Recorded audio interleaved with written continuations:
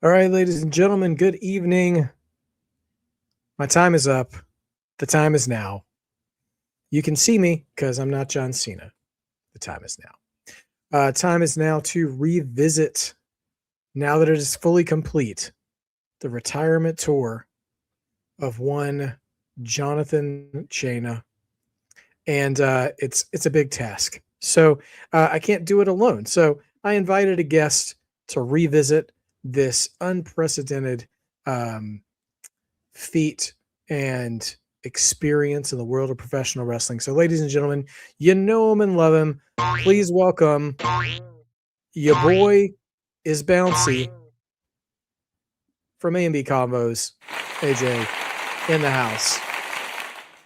Thank you, Is Cena. Cena sucks. That's what it's all about. can we get I don't want to go spoiler alert too hard and jump straight to the end, but if that doesn't sum it all up, like I think one thing that's not really being given its due credit is for Cena to go out with like half the fan base loving him and half the fan base hating it. That's the most John Cena thing I think he could do. That is then the truest honoring of his career is there's a lot of noise depending on whatever that noise is saying. It ain't quiet. I'll give it that. Hey, how you doing, man? Let me tell you. First off, Zach Minger said it's National Baked Cookies Day, and I got a Okay. cookie waiting for me. Okay, I got a Festivus cookie waiting for me after this. I'm gonna need it because here's the situation. I want to thank Mark by Wrestling first and foremost. He Some sent me milk the and link, Cody cookies. Rhodes. Milk it. And I tell you, boy, he could. I'm sorry. Can I have no milk and cookies? She showed for the devil. She worked for the devil. Anytime. Gosh, y'all don't know Bernie Mac. Y'all just gotta. We got to keep it light where we can because we're gonna feel some feelings tonight. You missing it out. So Steven sent me the link. Cody Rhodes, what do you want to talk about? It says this is going to be some good content. So I watch it today, and my opinion on John Cena has not changed. In fact, it has been reaffirmed by what I feel about the man and the character, and what ended up happening at this main event at Saturday night's main event. So yeah, let's I got a lot of problems with you people. Are you gonna hear about it? All right, Frank. Where's my poll? All right. Real quick, just want to say hey to who's in the room at the moment. What's up to Tyrell Breed? Good to see you. Dawsey, our reigning defending predictions championship. He's got me on my game. I'm gonna have to get trickier to try to dethrone this man next time we have a predictions community chat competition because he's 2-0. Sophie, good to see you. 850, big boy. What's good? 850, good to see you. Mod Father in the house. Good evening. Hope everyone's having a blessed Thursday. Yes, please smash that like button. We are on the road to 10K at Mark by Wrestling. And we are inching our way towards super chats and memberships. So I got to tell you, I try to before we dig in.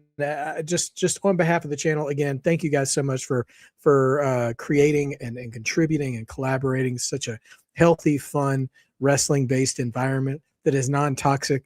It's like this channel is like crayons that you can eat. It's not bad. It's non-toxic. I love it.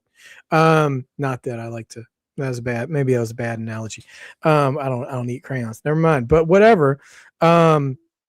I appreciate your patience with me as we inch towards our memberships and riding with me on days where family's got to come first. And I want to exhibit healthy wrestling fandom for you guys while watching along with you guys. So I appreciate your patience as we have not necessarily ran full speed, but we are doing this and we're on the way. And I am stalling it just a little bit just to get percolating a little bit more, just to see if we can make it a little more explosive. So I appreciate that. I appreciate you being patient with me too, dog. All right. So here's the thing. All right. So I've got a bit of an outline about John. So the plan is to kind of walk through the year a little bit. We won't get too in the weeds on every single thing. Some things are going to get more attention than others, rightfully so. And I've been saying all week, past 2 weeks of doing our lives here on Marked by Wrestling, we're going to go through the good, the bad, and the ugly, and all three do exist in this year, for sure. And we'll be trying to hit them all. So for starters, I think something we got to acknowledge, if we can metaphorically put our ones up in the air for John here. I can't recall there ever being an announcement like this. He shows up, was it Money in the Bank 2024? I didn't do my homework to remember exactly what card it was where he made the announcement, but he came out and said, 2025 is going to be my last year of professional wrestling. And I can't recall ever anyone saying this year, and I'm not saying he's the only one who's ever done it. Certainly nobody as high profile as John has done it, for sure. But to be, for lack of a better term, booked that far out, I can't recall that kind of announcement ever happening. And nothing like it. What do you think of even the idea? The idea of going, like, putting the cart before the horse and being like, I'm going to be done after this date, and this whole year is my last year. What were you thinking when that first dropped? You know what? I appreciate you asking. I will simply say this. I think it was a double-edged sword, quite honestly, because in professional wrestling, you don't necessarily know how things are going to go. You know, and that was the story of this year for sure. No, 100%. And as a believer, we've both heard the term "we plan, God laughs," right? They can plan and they can plan and they can plan, and as you know, stuff happens, injuries happen, COVID happens, whatever, stuff happens. And so the fact that they had the cojones to actually lay it out like that and say, okay, this is how it's going to be, without any wiggle room or the possibility of something going wrong, is bold. At the same time, I feel like it pigeonholes you into a corner, if you will. It paints you into a corner, and that's, I think, what we ultimately were faced with. We were faced with a situation, us being wrestling fans as long as we have been. Yeah, it wasn't necessarily the first time we saw somebody saying, okay, I'm out. But then we actually go through, like, here's a whole calendar of John Cena's dates. This is how it's going to go. And then at the end of December, it's a wrap. That's all well to the good, but it created some issues, I think, with creative. It created some issues that I don't think they really thought out very well. And that was really one of the more frustrating things with me, especially after having watched WWE Unreal and seeing how they map things out. They've got the whiteboard, they've got the calendar, and they have literally said, we plan things out months in advance. And I've said this many, many times on our show, for a company as tenured as the WWE, for a company as well financed as the WWE, as a company that has as many creative in WWE, you are saying this is what we're going to do, then you got to deliver. And I'm not really confident that that's what happened. So that leads into the thing, like, so the actual announcement of it, I was intrigued by it, right? Because it was nothing that we'd really seen before. So I was curious. I'm like, how's this going to play out? I admit, I was thinking, it's funny, we talk about thinking about it as wrestling fans, right? And wrestling fans, especially WWE fans, we think about the WWE calendar. And, the end of the WWE calendar year is WrestleMania. But that's in the first quarter of a calendar year. And so that is, and I think a lot of people had, well, let me just ask you point blank. Do you believe John Cena when he says he's done? Yes. Okay. I do too. We've heard wrestlers say before, but yeah, he's it's a wrap for him. And as far as in-ring performance, it's over. Yeah. I 100% agree with you. I think John's a different cat. He's a different type of breed. He is not a Ric Flair. He's not a Hogan or a Foley or an Undertaker. I would throw Shawn Michaels in there, but headcanon, I'm just ignoring that last Shawn Michaels match. I know that maybe makes me a hypocrite, but I mean, like, it's clear he's never coming back, at this point. No. He's got a good job with NXT.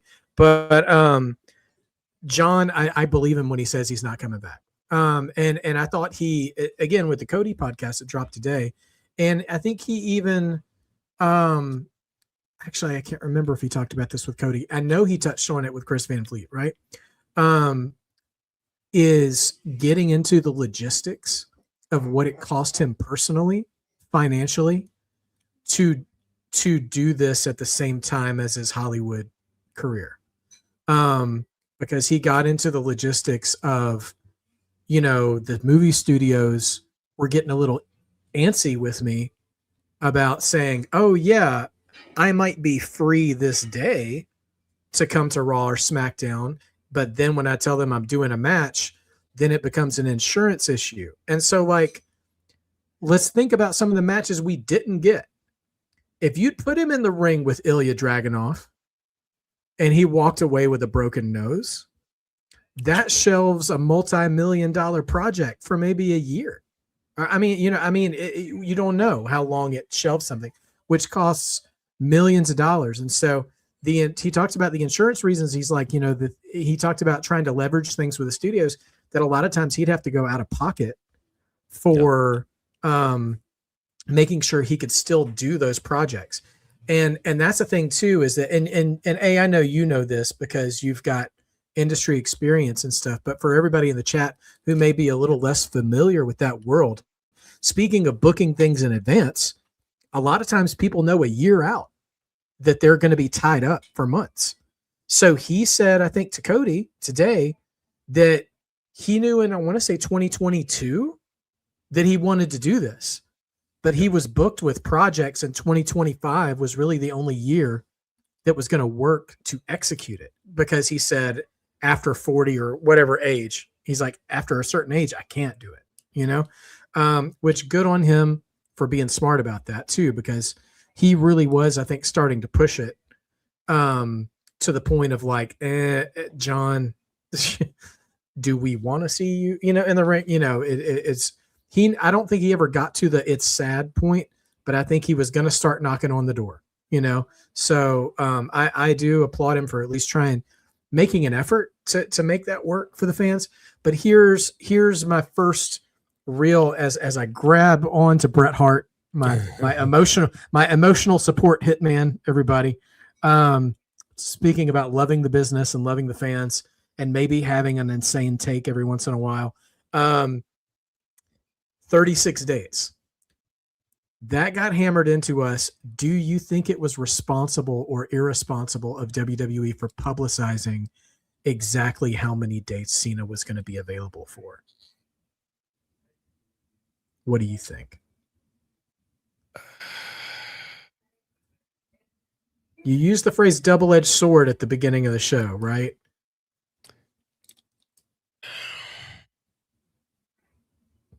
And honestly, I want to know what you think, because I'm not fully sure what I think about that. About the number of dates? Well, about them telling us the number of dates. Like, that's a whole nother question, and we can explore that, because there have been dirt sheet, out of context postings on social media saying he wanted to do 200. I don't believe he wanted to do 200 in the effect that he went to creative with that. When he was talking to Cody today, he made it sound like, hey, I will make time for whatever you want. And WWE came back to him with, we can use you for 36. That was the impression that I got. He didn't come out and say that, but the way he retold it made it sound like, I will do what you want. And that seems to be Cena's refrain for recapping the whole year of, I'm a team player and I'm happy to do whatever you want me to do. And that they were the ones who said, okay, yeah, this is what we think is best, is 36 dates. Now, my question though is, did we, the fans, need to have that number in our heads every time we saw it? You know what I mean? I understand the thought process behind wanting to do it. I disagree with it, but I think in this instance, if this was a situation where John Cena says I'm available pretty much all year, you just let me know when and where, and WWE goes back and says, yeah, we only need you for 36, then I have an issue with it. Because those were not 36 wisely used dates. Those were not dates that we needed to we needed to know. Well, let me back up. I'll say this much. If he was going to have more than 36 dates, then we didn't need to know. The fact that we had 36 dates, then yes, because everybody would be asking, okay, we don't know how long. And if it was 36 dates, and that was the game plan, and John Cena is now not showing up to counter AJ Styles or counter, like he's not showing up, then the WWE universe is going to be like, where's John Cena? What is going on? We're scratching our heads. We don't understand. Why is he not? Because that's the way that pro wrestling has been. So the fact that they gave us 36 dates and they announced it, that at least kind of took a little bit of the edge off about us not worrying about where John Cena is, because we know he's not going to show up. At the same time, like I just said, the issue that I also had was, who was it? Our Brock showing up on a show that we all collectively knew John Cena was not showing up on. We knew this, and it looked foolish. It didn't make any sense. Everybody and their mama knew that John Cena was not showing up on that show. So for Brock Lesnar to show up and say, I'm looking for John Cena, the math ain't mathing. Yeah. And it doesn't work. And that ties into something I'll talk about when we get there in this conversation. But then that's a perfect example of this just not working. And that is where I'm really where my gears are grinding here. You know what I mean? So that's how I feel about it, if that makes sense. Okay. Yeah. I don't know that I love the idea that they publicize 36 dates. I think that is information that could have been discovered by fans. But once you start booking 36 dates, then you start, like you said at the beginning, it's a double-edged sword, right? Because on the one hand, they can go ahead and start publicizing, and they did the city merch everywhere he was at, which one thing I found really interesting is that I think he told Van Vliet they had they're going to have like a whole like Lost City merch line of like the cities he didn't show up at, and still release merch for those too, which actually I think is pretty cool, that they had planned for that. But anyways, once you start doing that, then we start thinking, okay, well, he's going to do Rumble, Mania, Survivor Series, SummerSlam. You know, he won't miss the big ones. Will he be on Raw and SmackDown, or will he just be on Raw? What about Saturday Night? And then you start realizing, and then as the story goes on, and I was just doing the quick math, he had, I think, 15 matches on this quick scan I've got written down here, which equals out to about 21, I think, promo appearances. So it's close to cut down the middle between wrestling and wrestling and promos. Let me see. 1, 2, 3, 4, 5, 6, 7, 8, 9, 10, 11, 12, 13, 14. I've got a count for 15. But nevertheless, for 15 actual matches. Now, that being said, once you start rationing that out and realizing, okay, Randy's getting a match, Logan Paul's getting a match, Brock's getting a match, whatever, then all of a sudden you're starting to realize, oh, well, this guy's not going to get a match. Oh, it's a lot of greatest hits matches. Not a lot of new people are going to square up with Cena in the, and so once when the math is already mathing, I feel like it starts to create a little bit of a dread or an anxiety in fans who were hoping for more. And I think you're always going to run into that with wrestling anyways. I feel like I've felt it more this year in the wrestling fan kingdom, the fandom, than I ever have of people fantasy booking things ahead of time and then getting upset because they were never promised a thing, but they expected a thing anyways and then didn't get it. But we will get to a couple of things that did seem like they were promised to us and didn't happen, that threatened to derail things. But nevertheless, I think we're a little bit of a hung jury there about whether announcing the 36 days was right or not. I don't know. But he shows up for the debut on Netflix. So obviously that's the first appearance, January 5th or 6th, whichever one it was, January 6th, in LA here, and cuts a promo. And one thing I actually went back and watched that promo this week just to be like, what was it like again at the beginning? Yep. Coming out in his LA Dodger gear. And he even said at the beginning, he wasn't sure he had it anymore. Yep. And I think he was, which tells me I do think there was, at least from John's perspective, I don't know what in the world the Unreal Writers Room was thinking all year long. But I do feel like there was a little bit of a long game from John, because he has been consistent all year long in saying a few key phrases. One, I want to leave wrestling better than I found it. I do want to give back. I do want to maybe make some people. But one thing, and I don't want to jump too far ahead. I think he did, but not in the ways we traditionally think of putting someone over or making people. I think he used a lot of his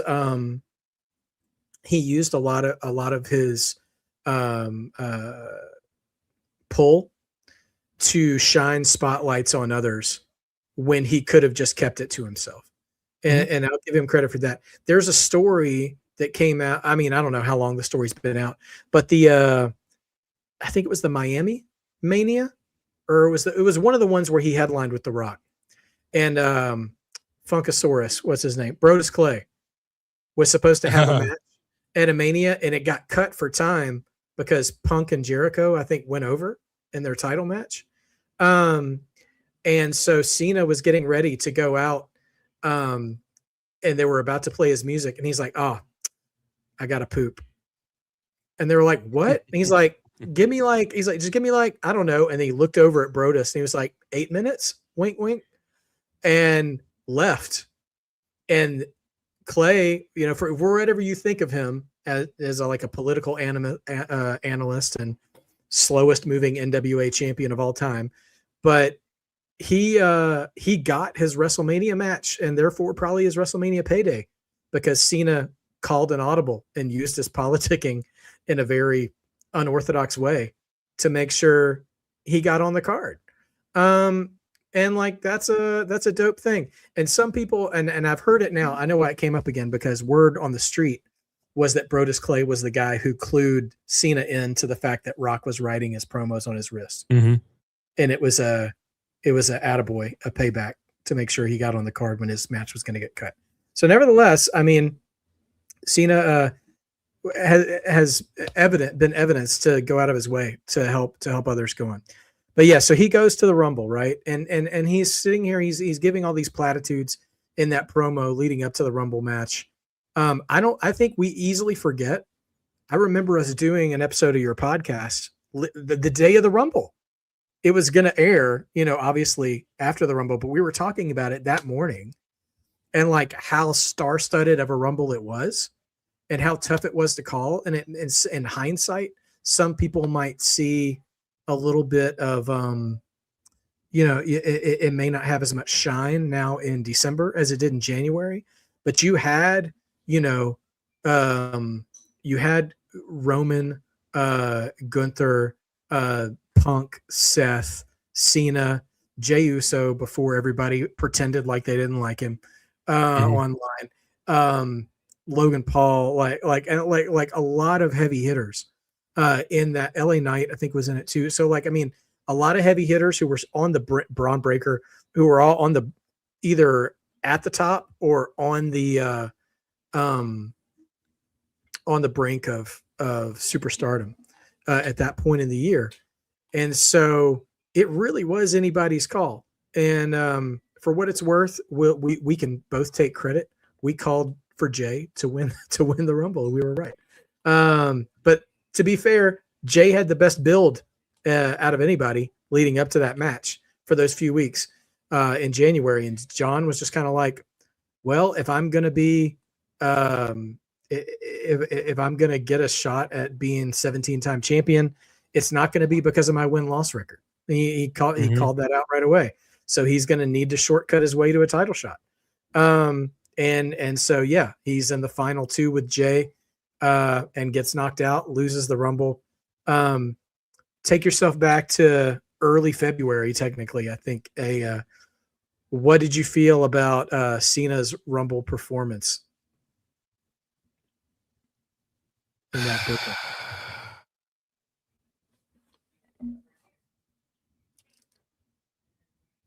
I said this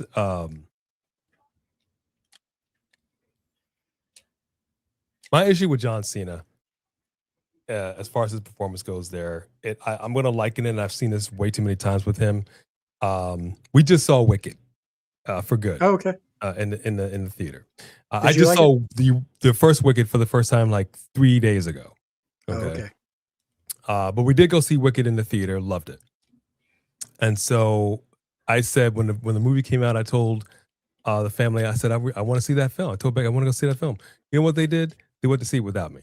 They did. Okay. I'm putting that on the record. They went to see look at this. And I was like, would you look at this? Exactly. So I was salty about that for the longest time.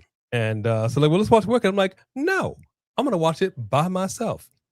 And just never got around to it. So Wicked for Good comes out. Like, all right, obviously I got to watch this first one in order to see the second one. And I'm glad that I did. Did I like it? I thought it was, I've said this many a time about filmmaking and whatnot. You obviously took some creative license in this film. There were a couple things that didn't quite make sense to me, but I thought it was a fitting sequel to the first one. It was a fitting sequel to the first one. It made sense in that respect. So I actually did appreciate it, especially because it tied right into The Wizard of Oz, the original film. And the reason why I bring all that up is I go back to the original film, The Wizard of Oz. And you can't help but think about that. You're watching Wicked for Good and you're seeing some familiar characters, so although obviously slightly reimagined. The difference between 2025 and what was it, 1939? Yeah. The original film came out. Good call. Literally being a different era. These were a different type of actor. They were like stage vaudeville type actors. They were very over the top with their expressions, you know, their mannerisms. It was all about, you know, playing to the back row. Exactly correct. Playing to the back row. And it worked for what it was. It worked for the time because that's just how they did it. We watch it today and we still kind of appreciate the nostalgia of it. That's the issue that I have with John Cena. I've watched John Cena for a long time. And that was part of the frustrating thing, that WWE constantly giving us these montages of years past and him fighting all the greats, him winning 16 titles. And he didn't used to wrestle like that. He didn't used to wrestle so scarecrowish. You know, what's going on, Dorothy? You know, he didn't do all of that. You know what I mean? Until later on. And it really kind of made it it was a little much for me. It was a little much. He obviously was enjoying himself. He was having a good time in his final run, and that's all well to the good. I kind of look the same way with Randy Orton, which I'm going to ask this question right after I finish this statement. But Randy Orton, and what more than likely is his final run. You can see he's letting his hair down, so to speak, and he's having a little more fun than he did in years past.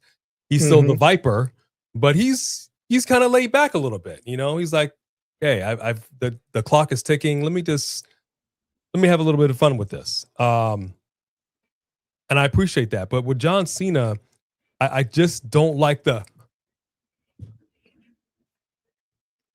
Yeah. I don't like that. I don't like that because that's not how you used to wrestle. And it just comes off inauthentic. And they've said this in professional wrestling before. The audience can smell phony. The thing is, we gave it a pass because we just love John Cena so much. John Cena's the GOAT, and we're gonna just let everything he does slide. It doesn't matter what he does. And that was the biggest issue. It just, to me, it came off a bit phony. I hate to say it like that. Sure. Yeah. I mean, Like, I think I can hear what you're saying. I have a harder time blaming him for it. When I see him do that, which I mean, you're absolutely right. It's present, right? I see a man um going into his toolbox to make up for his physical deficiencies in age. Um and like he can't like US title Cena was long gone. And I think that is him trying to leverage uh trying to leverage the goodwill and easy sort of eating out of the palm of my hand status he had with all those crowds. You know, like some people say, work smarter, not harder. You know, yeah. And I'm not saying that. I mean, obviously, for those of us who were looking for more actual wrestling from him, we weren't getting that, which honestly makes me glad we didn't get 200 dates from Cena, because what kind of Cena would we have gotten by December, by SummerSlam even? Like, if he was around all the time, like, I mean, so you know, I think we got what we got, and I think there is good. Again, there's good, bad, and ugly, and we'll keep going through that. But that leads us. Oh boy, let me take a deep breath to the Elimination Chamber. So for starters, I think Cena's physical in-ring booking for the Royal Rumble and the Elimination Chamber was smart. He was really late in the Rumble, so he didn't have to spend 45, 50 minutes in the ring, even though Royal Rumbles are just, forearm in the corner and stuff like that. And then he was the last one. I might have even predicted that. He was the last one to get in the ring in the chamber match. And so again, perfect booking for him because you can sell him as being in there. But nevertheless, he comes in. He also, at the end of the Rumble, I should point this out, when they were still doing those post-show press conferences, we start to see the cracks in the armor a little bit, because he's like, I am claiming a spot in the Elimination Chamber because I'm entitled to it. And no, I will not take a qualifying match. I'm just going to be in it. To which I'm like, I mean, nobody's arguing, but at the same time, that is not very Cena-ish. So that's interesting. So he goes in and he wins the match. And I thought that was actually a pretty well booked match. I've forgotten about the match because so much had happened, but the booking between him and Seth and Punk, all towards the end, building towards things that are going on and stuff. That I thought that was all super well done. And then we have, for me, the biggest problem in this entire retirement tour.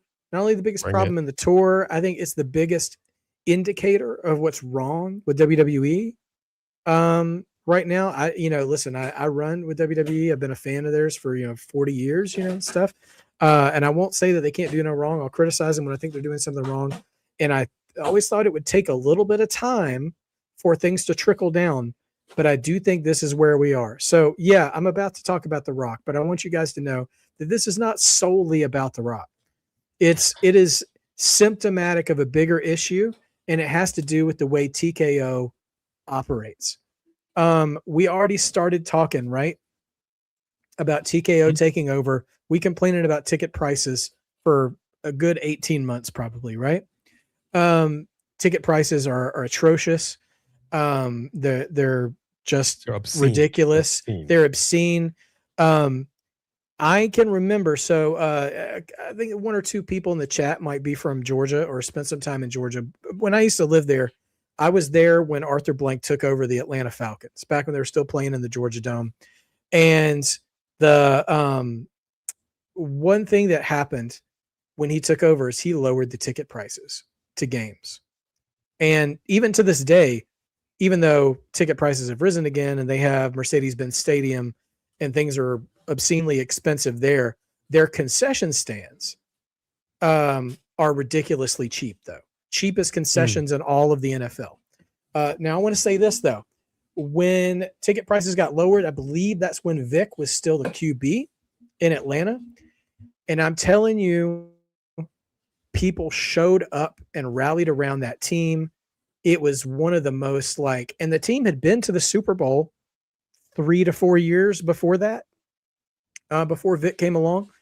And the culture around the city and around the team changed for the better because the actual residents and citizens, the everyday people of Atlanta, were invested in the team because they could afford to be invested in person.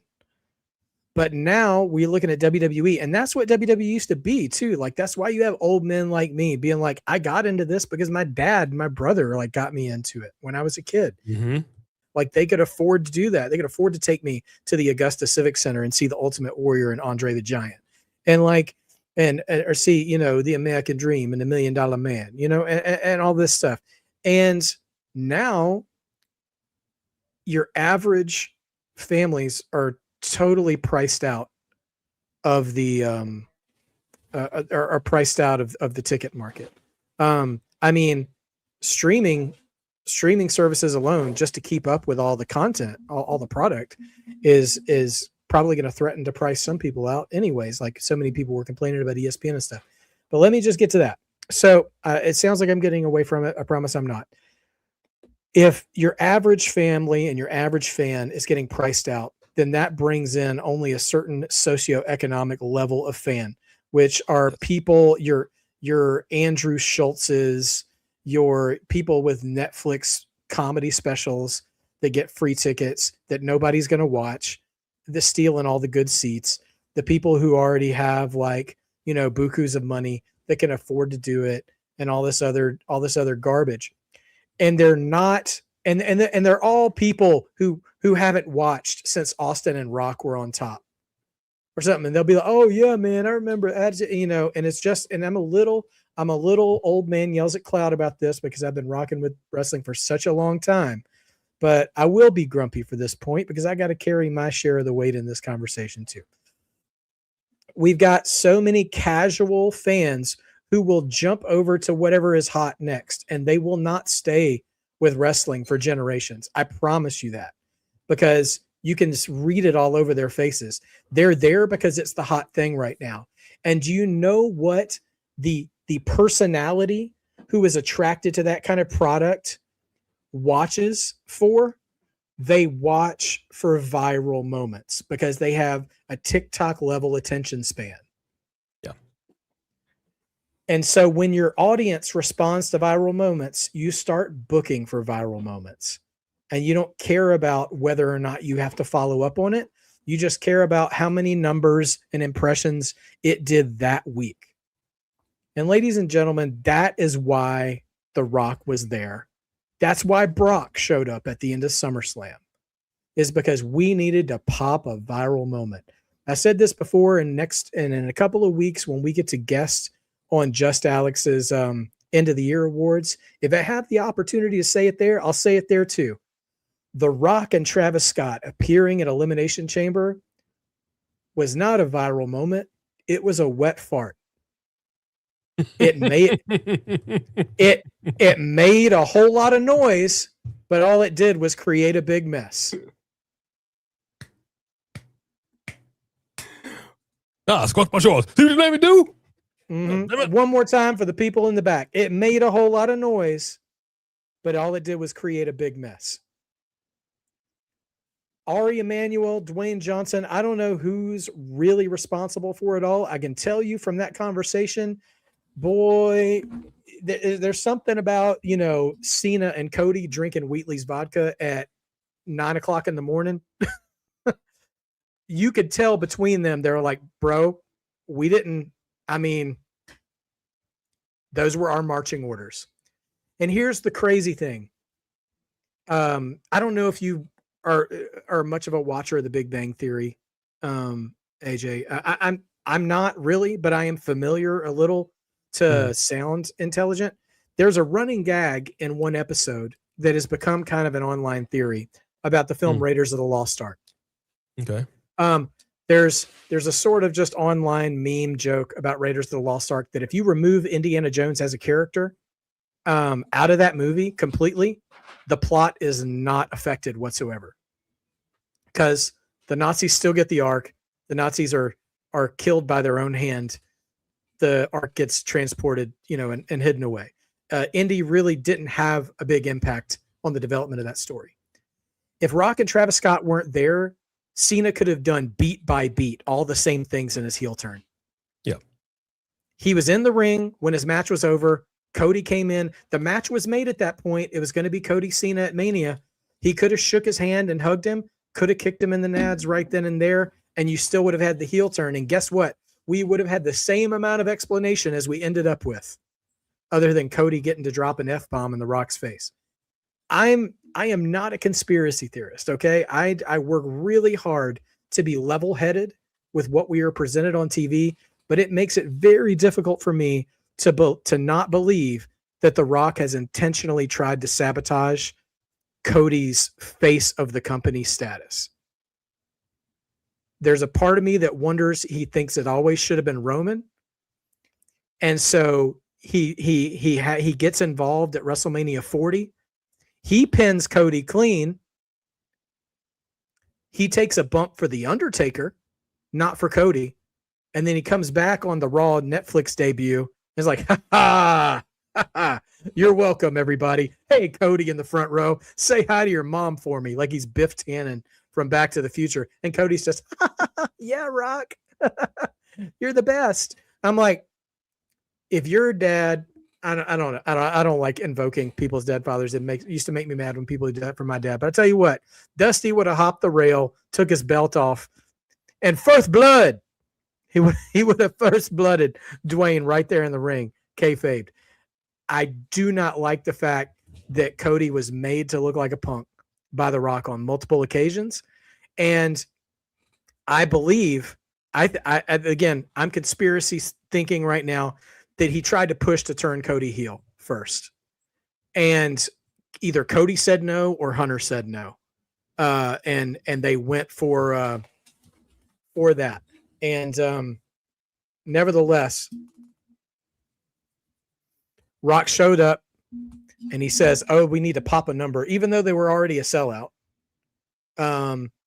And they show up, they take control of the A story in the company, and then they bounce and disappear, and we never see them again after that. And Cena is left holding the bag, trying to carry this story by himself, and has to create a whole nother narrative.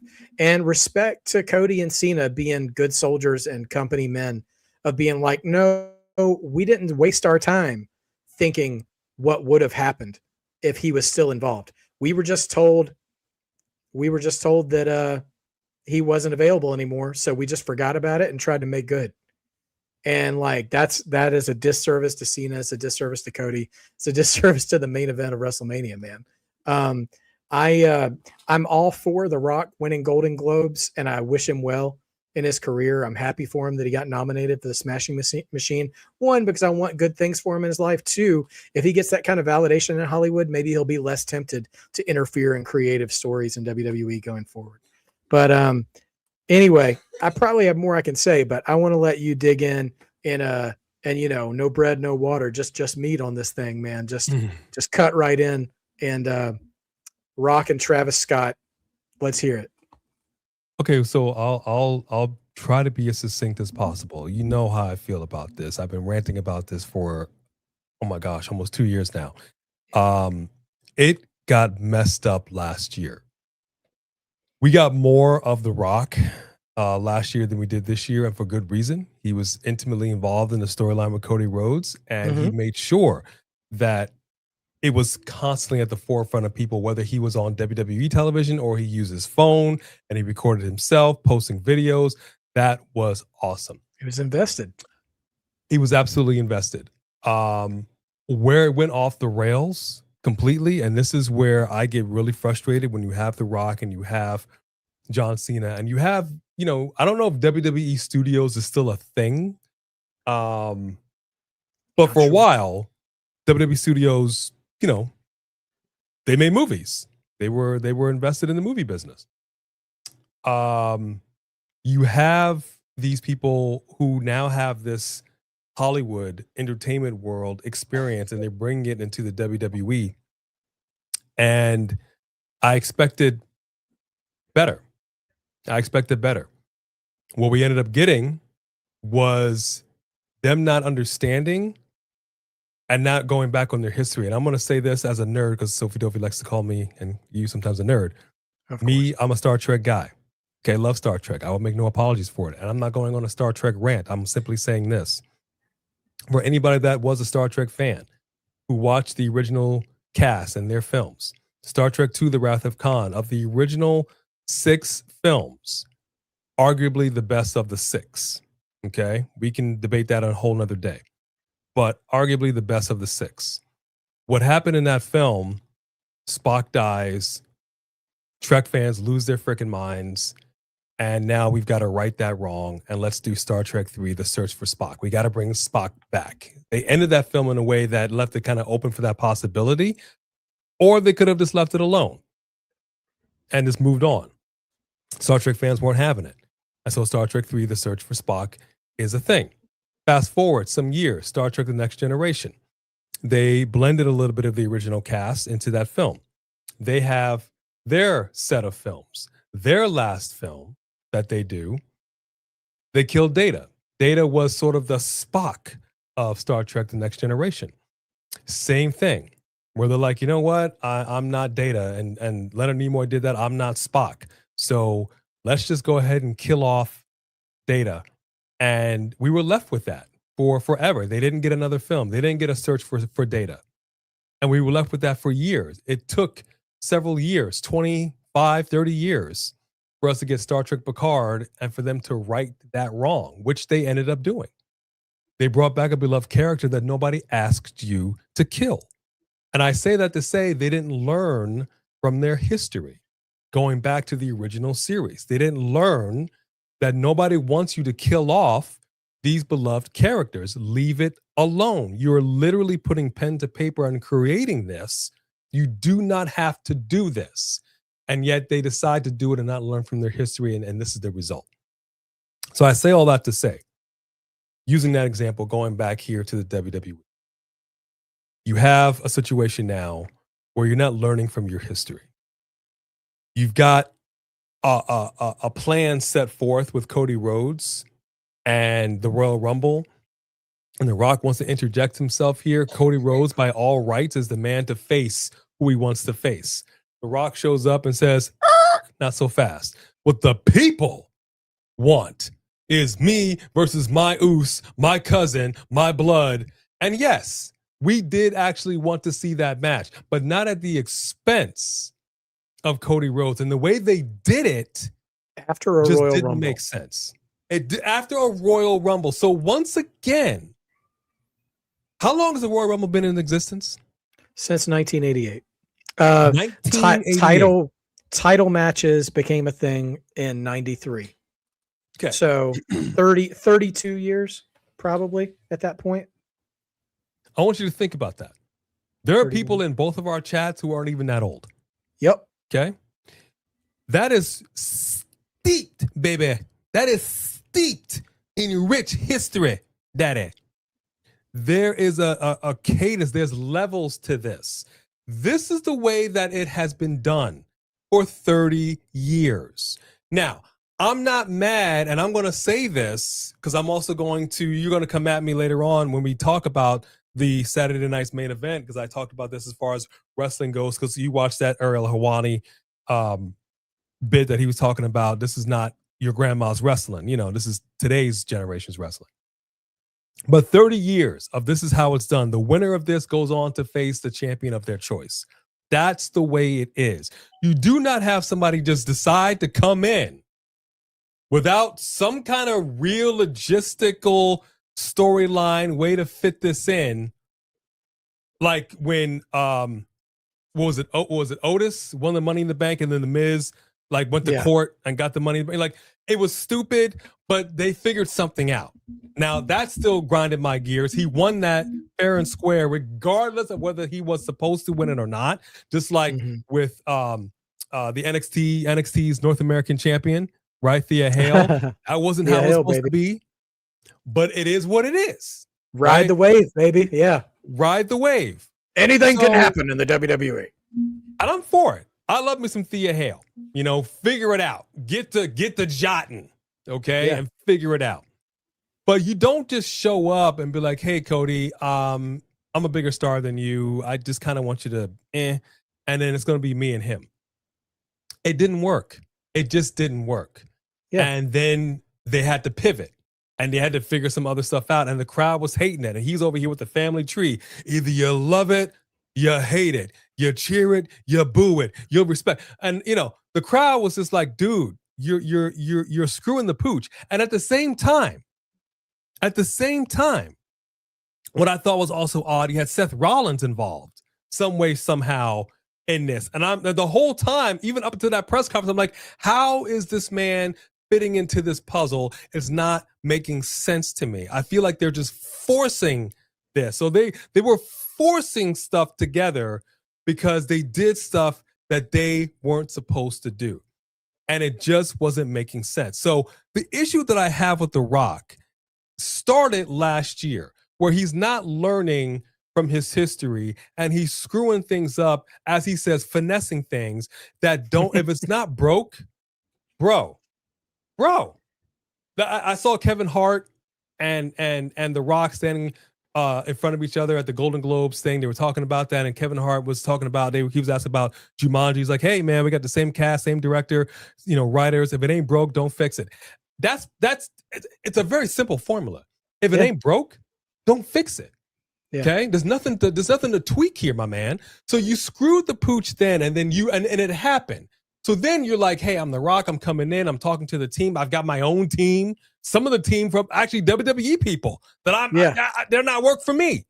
Mm-hmm. So he felt like he had this ability to do this, and they were just going to go with it. And thus now bringing that same ego, and I'm going to call it that, all ego, into 2025 and say, I can do the same thing. It didn't work then, and it didn't work now. You didn't learn from your history last year, and it didn't work now. You cannot, and I cannot stress this enough, you cannot start something and not finish something. You just can't do it in professional wrestling. They do it all the time, but the whole thing is about telling stories with the wrestlers in the ring, stories with the creative in the back. We're telling stories. We're storytellers. That's what we are. And we're doing it with our physical bodies. A beginning, a middle, and an end is the basic structure of a story. A beginning, a middle, and an end. The Rock is now in the Producers Guild of America. You see his name as producer. It follows PGA after his name.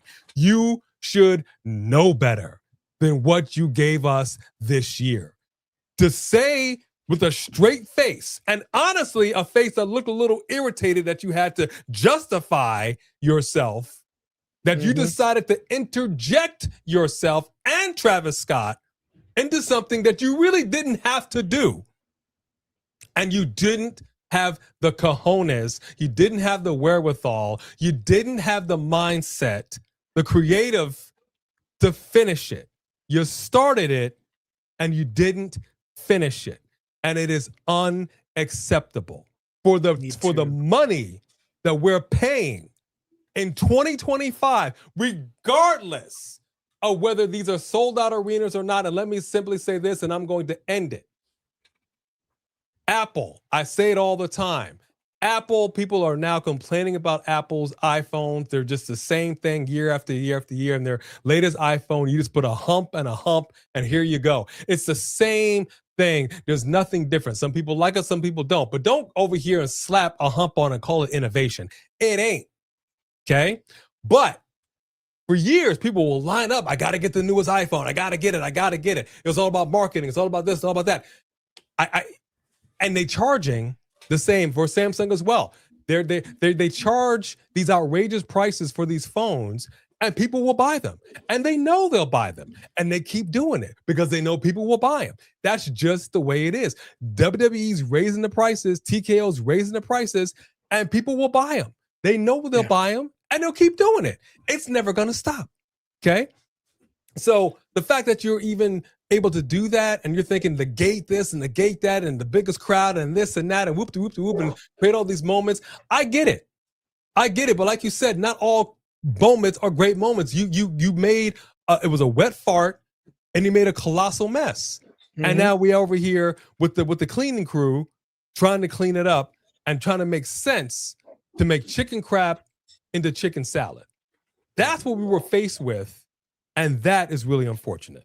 And that's what I'm afraid of, is that is the direction wrestling is going to be going. Like, and listen, I don't watch AEW anymore. I tried to give it a shot. It is just not for me. Okay. And so I'm not going to talk about sickos or any of that stuff, but I know from what I've seen when I was trying to follow along, and what I'm seeing now with WWE is like, it's all about popping one big moment. And like 5 to 6 weeks from now, does it matter anymore? Like, did that moment matter? Or did you actually build on it to go somewhere with it or not? Which is so wild, because the story they told at WrestleMania 40 with Cody and Roman, you talked about Seth being involved, right? Seth is still the linchpin of however much time we have left with Roman Reigns in the ring. He is the final piece for us figuring out what we're going to get out of Roman before he retires. Yeah. Like, either they will have it out one last time, or they will make peace. They have been telling a story for 10 years of that. And the fact that Roman picked up that chair and had his choice between Cody and Seth and could not let go of his obsession, and that's what cost him the title. That was a moment that was also part of storytelling, climactic storytelling. You can do both. It just takes work, and it takes respect for the art form too. And I'll say this for Cena, and you're not wrong. You're not wrong, about his sort of theatrical presentation. But he does have respect for the storytelling. He and Cody both do. And I was actually impressed, and we'll get to Gunther eventually. Him put over Gunther in the interview to say, Gunther and I both have very different ideas of what it means for the mat to be sacred. But I do respect his interpretation of it. And mine is just, he kept calling it, what did he call it? The chicken noodle soup theory. Like, everybody has their own recipe. Everybody has their own recipe for it. And wrestling can be that way sometimes. We all have ways we think it should be, but at least, respect it, and hopping in to create a social media moment and then hopping out when that whole fandom is expecting you to show up the next month at the biggest show of the year, and you ain't there, but you do show up for Pat McAfee on ESPN the next day to give your Monday morning quarterbacking stuff. Like, nobody wanted to hear your 2 cents when they were expecting you to be there in the first place. And so, I hated it, that match with Cody and Cena the first time.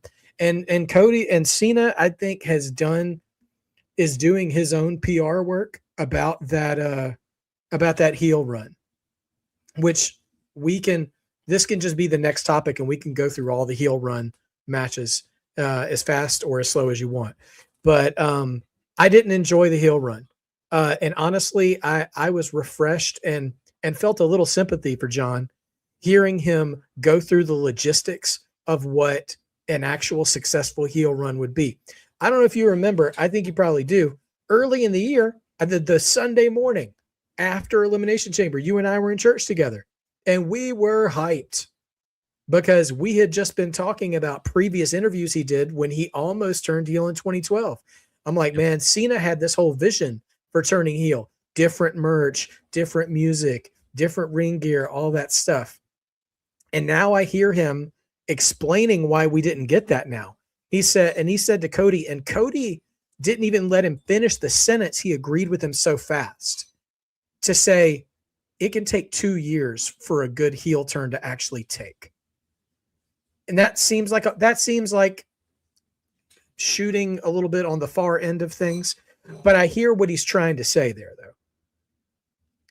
Half of 36 dates, I mean, Cena was left out to dry.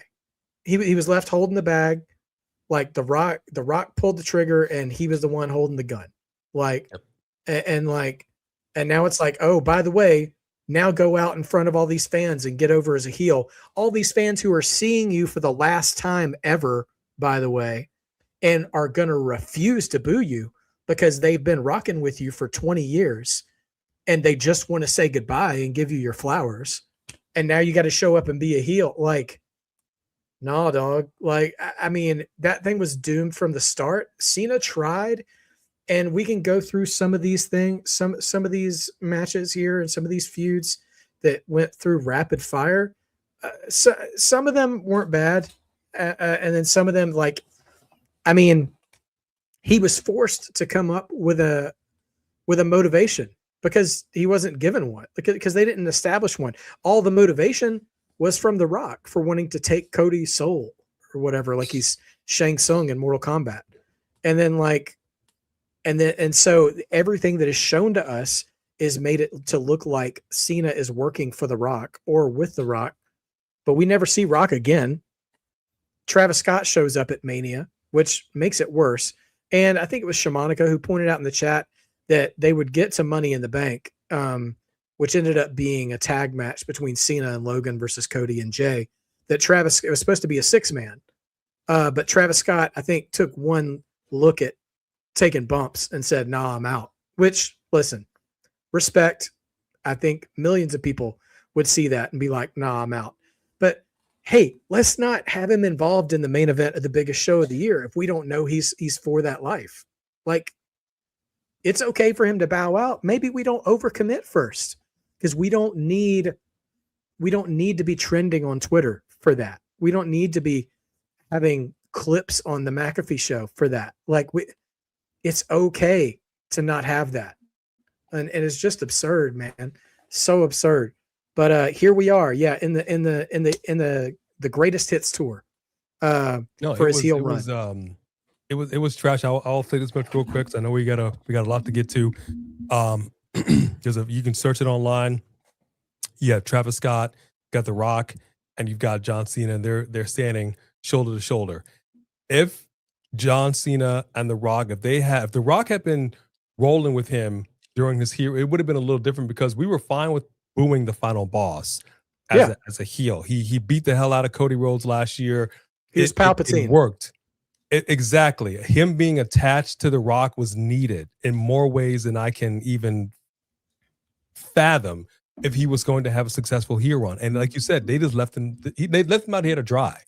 Yeah. And to figure this out on his own. And it didn't work, dude. It just didn't work. And then you just give us Travis Scott. Yeah. Yeah. Darth Vader is fine as long as Palpatine exists, because it gives room for Vader to be redeemed, right? Like, yes. and you still have somebody to boo, like somebody to rail against, but exactly, whatever, man. All right, so post Mania, we get Randy. I don't have a lot of thoughts about the Randy feud. I feel like it came and went super fast. I did pop pretty loud, and for Cena's first promo when Randy snuck up on him, and he still had the mic to his mouth and dropped it. Shh. Like as soon as he saw Randy going up for the RKO. It was fine. We really didn't see much of Randy at all after that, though. For the most part. Do you have any thoughts on the Randy backlash match? I don't know what happened with him, quite honestly, because I've been thinking about this ever since we saw the package that you had sent me, that brought me to tears, and then we're seeing it again at the end of Saturday Night's Main Event. Where was Orton? Well, during any of that? He was in Saudi Arabia, apparently. He's been hanging out with I Show Speed or something like that. I don't know what he's doing over there. He's overseas, Yeah. But I mean, it ain't nothing to get a video, a little something. We didn't get anything from one of his greatest rivals. From one of his greatest rivals, we got nothing, and that doesn't make any sense to me. Because I'm an optimist, and I will hold out hope until you remove all options of hope that I have. I'm hoping, and it may not be this year, it may be next year, because I was hoping maybe we'd get an announcement that Cena was going to be in the Hall of Fame this year, that he would be the headliner, and that they would have announced that on Saturday Night's Main Event, like as a closing thing. And I would have been okay with Randy not being a part of these festivities, because I could imagine Randy being the man who inducts him. So I all that to say, there's still an open door for Randy and Cena to interact as a part of Cena's sort of final ascension into wrestling immortality. But no, I mean, you're right though. I mean, they went to the trouble of even having Drew and Brock in that video. And Roman, like, you couldn't get a quick iMovie video from one of his biggest rivals. We got nothing. Yeah, that was pretty wild. Pretty wild that he wasn't a part of that at all. Because they wrestled each other more than I think he wrestled anybody. At least in title matches, for sure. And we know, and we collectively know this. Yeah. It's public information, public domain, if such a thing exists in WWE. So yeah, a big question mark there with Randy. At least he got that match, I guess. I mean, could you imagine if we didn't even get that? That would have been insane. Well, then after that comes a really wild turn of events. R-Truth, Ron the Truth Killings, gets released, and the entire one of the very few times I've ever seen both like WWE and AEW fans and talent and people from all walks of wrestling life being like, what the heck, TKO, are you thinking? And like, one person who I never see, I don't know why this one is the one that got my attention, but I was sending you tweets all morning. That was also on a Sunday morning, which was weird. Not my best church year, 2025. Nevertheless, I remember sending you tweets all morning as I was seeing stuff, and Kevin Owens broke kayfabe for it. And I knew that's when I was like, okay, this is beyond well-wishing. This is a lot of people being like, this is not right. And to their credit, they put down the pressure, and it hasn't worked for other people, but they brought Truth back, and he got not one but two matches on the Cena tour. He got listen, yeah, we can talk about what that ended up being, but the fact that he and Cody and I think Logan Paul might have been and Dominic Mysterio are some of the only ones who got multiple matches with Cena in this tour. So it's a really weird group. That's a weird trivia question right there, by the way. Nevertheless, Cena, I tell you what, man, the WWE universe saved Truth's career, because once he did the thing with Cena, I mean, back down the totem pole you go, back to catering you go. And I gotta say, man, the WWE universe did Truth a solid, and creative didn't even have to capitalize on it to that degree to get. I'm not saying we should be grateful to creative necessarily, but the fact that he even got a match with Cena, let alone twice, was pretty wild. But there's plenty from a Cena oriented perspective. What was your take on the whole truth situation? I will say this: I'm glad they interacted because clearly that was a running gag while Cena was gone, and it was heartbreaking the very first time to me when he put him through the table, when heel Cena, before we got everything we got, but yeah. Thoughts on the truth stage of this run? You mean my childhood hero? Ron Cena, baby. Yeah. Well, we got this shirt out of it. Yeah. Hey, that's the only good thing that came out of it. It's the only good thing that came out of it. It was flubbed. Listen, as a man who has dreads, let me be clear. You don't grow dreads. You don't grow dreads on a whim. No. Right? It's an investment. It's some years. It's a lot of work. Obviously, the hairline, things were changing. We all saw it. He was holding on probably a little too long. So it made it a little easier for him to cut it. I trust me, I understand when hairlines change. Yeah. But it's still a big deal. You fire this man or let him go, whatever. You basically make sure that his employment with the WWE is no longer a thing. One tweet went viral, millions and millions of views. You bring him back. Let's get you in a program with John Cena.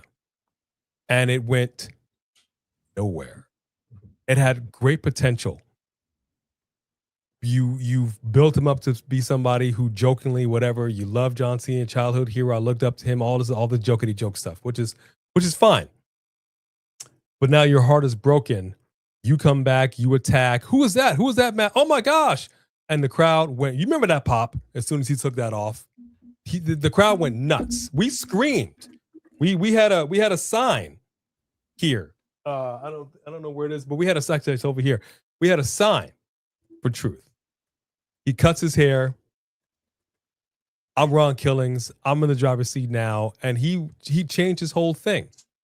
It didn't take 2 years for that to happen. I reject that statement that he said on Cody Rhodes' show, that it takes 2 years to build a good heel. I reject it. Okay? If done correctly, and this is, again, why I get so upset. WWE has been a thing for decades and decades and decades. They have too much experience. They've been through this way too much. They do not have an off season. They just go all year long. You know how to do this, and they consistently drop the ball. You might as well call WWE the Cleveland Browns at this point. Okay, I'm sorry, Cleveland Browns. I'm sorry. I hate the Cleveland Brown fans. Okay, I'm sorry. You might as well call them the Cleveland Browns. You year after year after year, you consistently show us that you have the ability. And as a father, okay, you see your kids, you raise them up, and you see that they have the ability. And it is disappointing to see them just not fulfill that. But it would be even more disappointing to see them intentionally not fulfill that year after year after year, grades 1 through 12, and just year after year after year, intentionally getting there and then purposefully going back. That's what we get with the WWE. And that's what I see with this whole John Cena, Ron Killing situation. You have potential, and it just went nowhere. Let's just rip the Band-Aid off and ask the question now rather than waiting towards the end. Do you think the heel turn period was a mistake in 2025 in his last year? The heel turn period as in him turning heel, or the amount of time that we had? I think what we got. I'm just going to say what we got. Was it a mistake?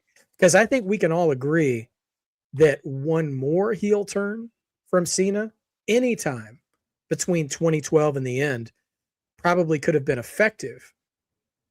But doing a heel turn from March to August when you already have 36 total dates of appearances.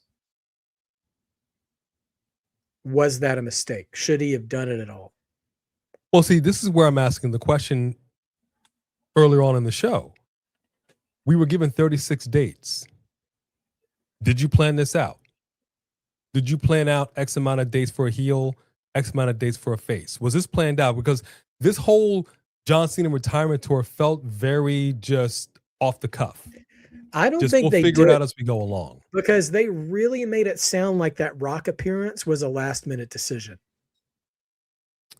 And the Rock appearance, they had to justify because this is all I've heard, right? And I hate to go back to the whole Rock thing. I won't editorialize, but timeline is that Ari Emanuel, whoever, reaches out to the Rock brother because we need to sell more tickets for Elimination Chamber.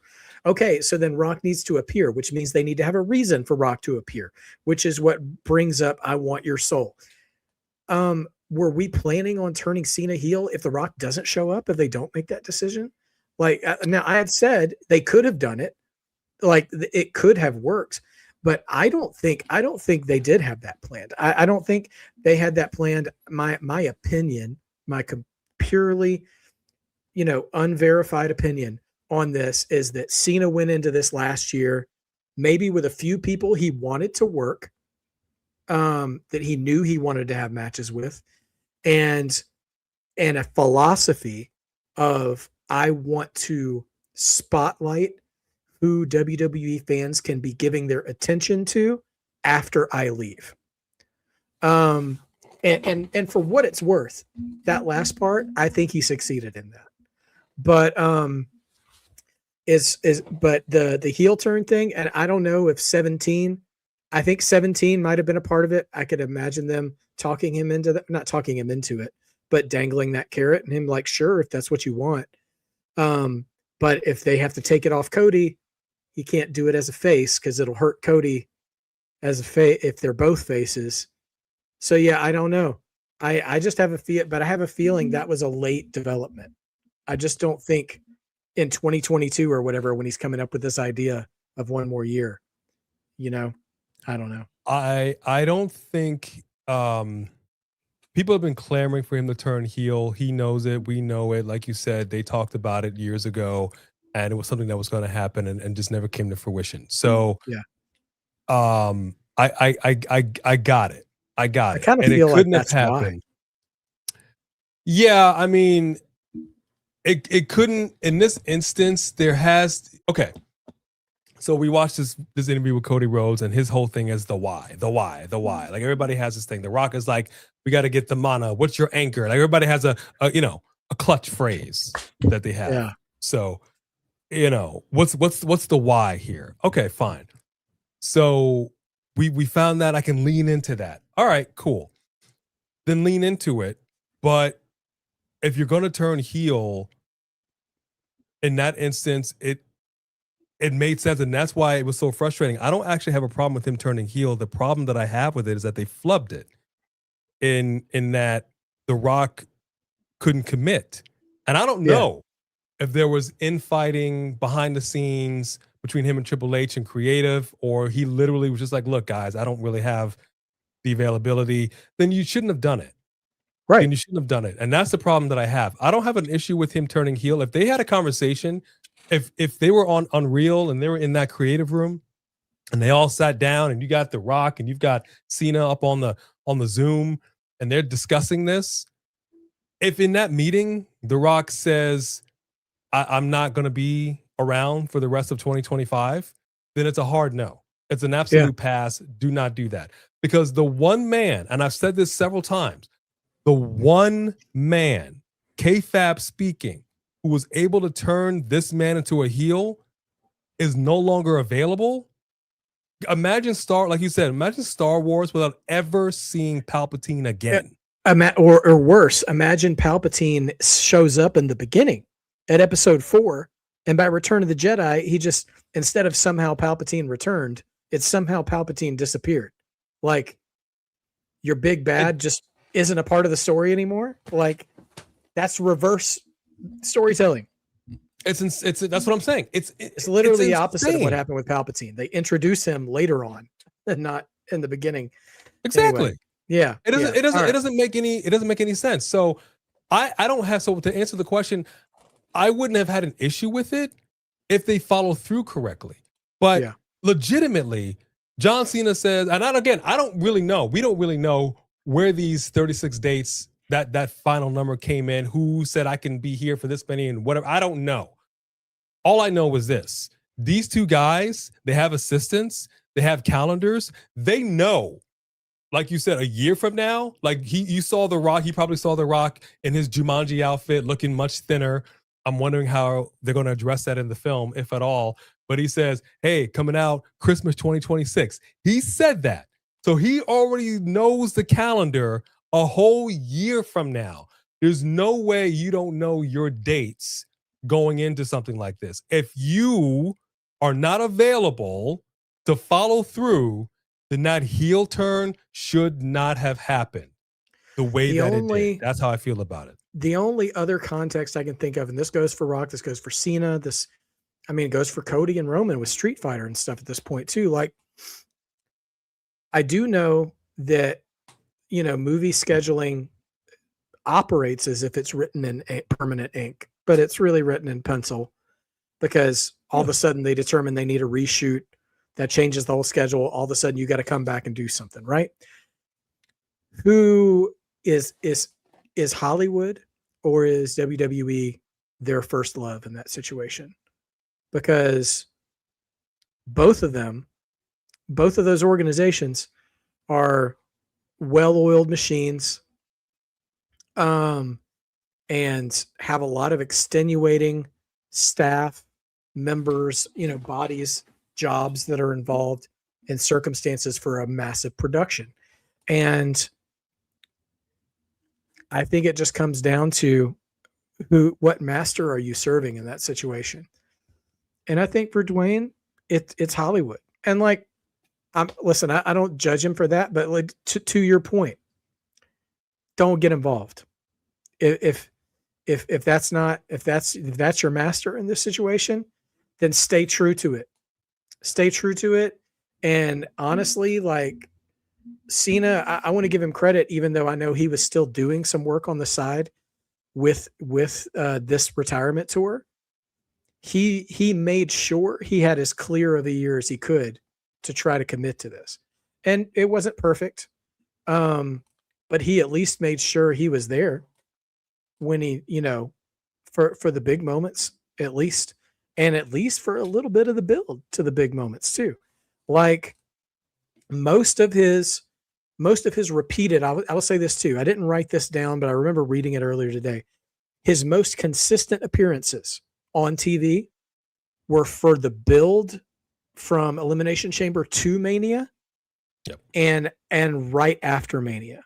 So like he was on TV almost every week during those times, cutting a promo. I mean, he wasn't really wrestling, which that's okay, but he was there and he was trying to perpetuate the story.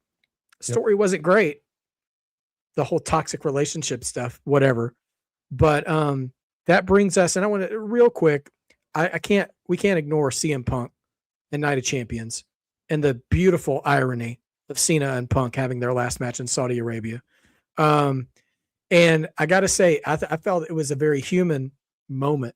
I experienced too in hearing Cena being interviewed about this, that his favorite moment from the entire tour and maybe his favorite moment in wrestling was seeing Punk reconcile with WWE fans in Saudi Arabia after, the very public attitude he had towards their culture and stuff when he wasn't with the company. And Cena just had a lot to say about forgiveness and personal accountability and all that stuff.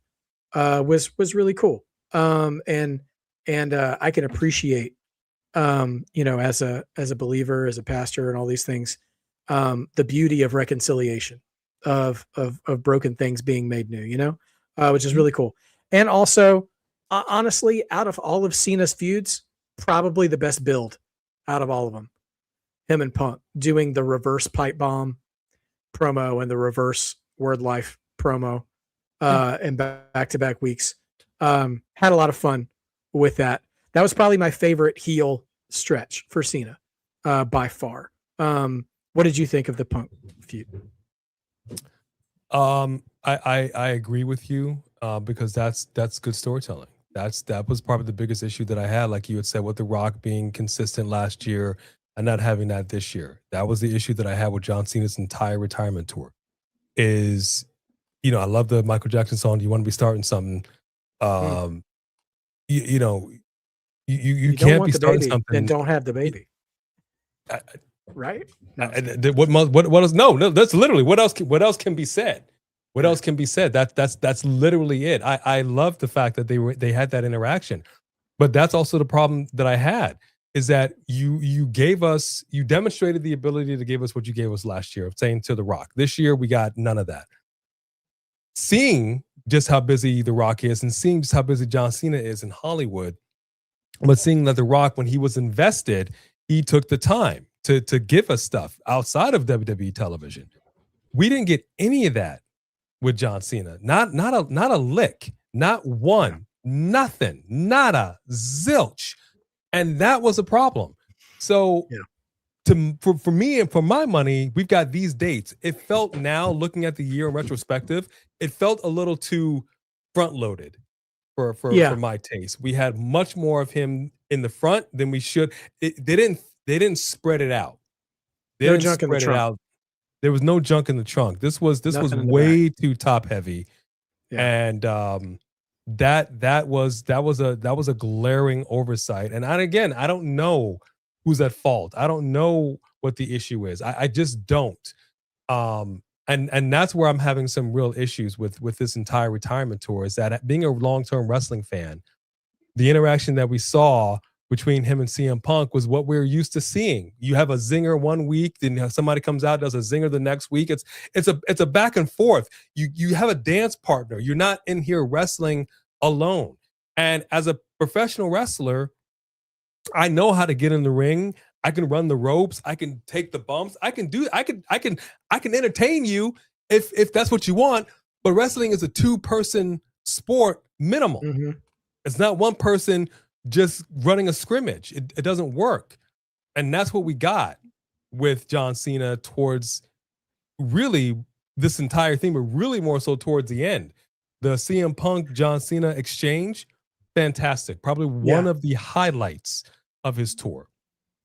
That was honestly close to that was probably close to the final. I think you're right. Like, one of the last true builds we got for a feud was Punk, because the next thing we get is the rematch, the Cody rematch at SummerSlam, which Cody did all the heavy lifting by, and this is not the first tournament to happen in not the last tournament, excuse me, in 2025, to determine who would face John Cena in a match. Where Cody is doing, one-sided promos or wrestling matches to build to a feud or a rematch, and we're not getting much from Cena in that regard. And then 24 hours from SummerSlam, we get a jarring face turn from Cena, like stop on a dime and about face. One of the worst things I've ever seen in my life. And worst things I've ever seen. I was that was one. It's two different sides of a coin. The heel turn, if we're just talking about a moment where Rock's in the ring, go F yourself, kick to the junk, all that stuff. The moment itself was fantastic, and what played out after sucked. The face turn, the moment sucked, and what came after I thought was beautiful. For me, at least. And honestly, again, two opposite sides of a coin. I still don't really fully understand what what his heel turn was supposed to accomplish philosophically for Cena. And I actually really loved the reason Cena gave for turning face again, but nothing motivated him to get him there though. Like it's like he just woke up on the right side of the jorts one morning. Correct. And was like, you know what? I'm actually just afraid of being forgotten. And actually, that's a beautiful idea. That is the right way. That's the right reason to turn Cena face again. But he just pretty much just comes out and says it. And like, I don't know who to dump that on. I don't know. I mean, I think probably creative, I guess. But like, because Cody, I mean, the words sometimes, and this is a problem I have with Cody's promos sometimes. It's not anything wrong with what he's saying or even the level of passion he has when he says it. It just doesn't. A and B just don't seem to equal C with him sometimes. I can't explain it. Like because he's like, no, it's like, if I'm gonna, like, he did the street fight, announcement for SummerSlam. Then he's like, I want the old John Cena because that's who I want to beat, not this, coward or whatever. And then once Cena flipped the switch, the way the switch flipped just wasn't great. But once it did, man, I was like, there you are. Like, there's the guy. When he said the only platinum rapper coming to beat you up is me, I'm like, thank you. And I think Cena, it's almost as if Cody and Cena backstage were like, you know what? Dwayne's really not coming back and Travis is bouncing too. Then we are shedding ourselves of them and we're going to do it our way.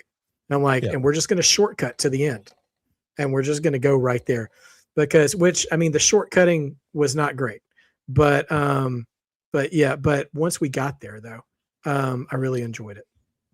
Well, that's again, my, but again, getting there is the problem. Yeah. Yeah. It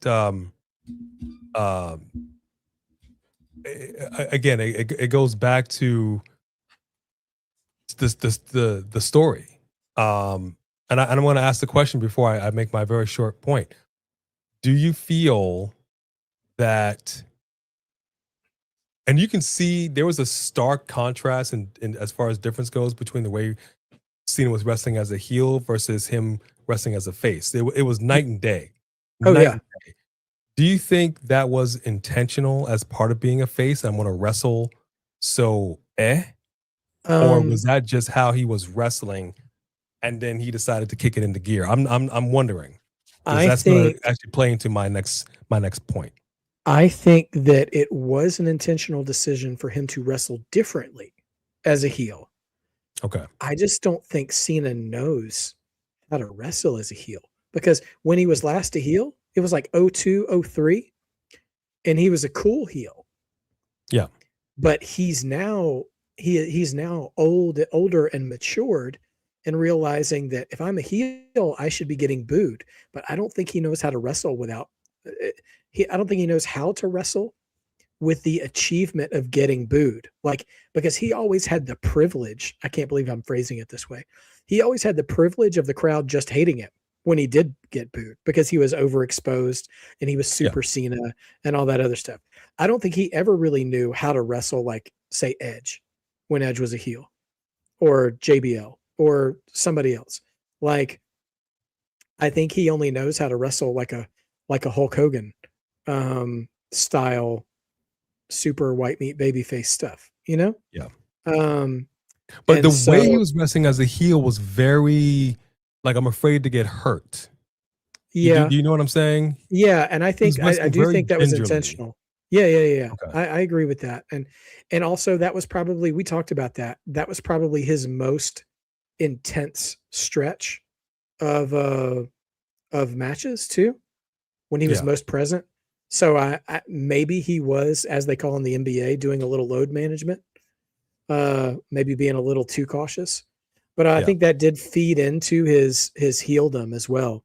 I think if I'm just putting words in his mouth, I imagine him wanting to perform in a way that doesn't get him a lot of pops and tries to give pops to the other guy. Which means he ruining wrestling. I don't know if it's that far because I think it's a little of, so there's column A and column B, right? So column A is, I don't want to be too exciting. Column B is, I don't have what it takes to be that exciting anymore. And I think is a little bit of both. I don't think he was intentionally trying to have bad matches as a part of his character. Okay. Other than just being a heel. Okay. So then with that said, as far as I'm concerned, it was a hot mess. It was a hot mess. It was a night and day difference. The at least the heel turn had something to it. It had some semblance of sense.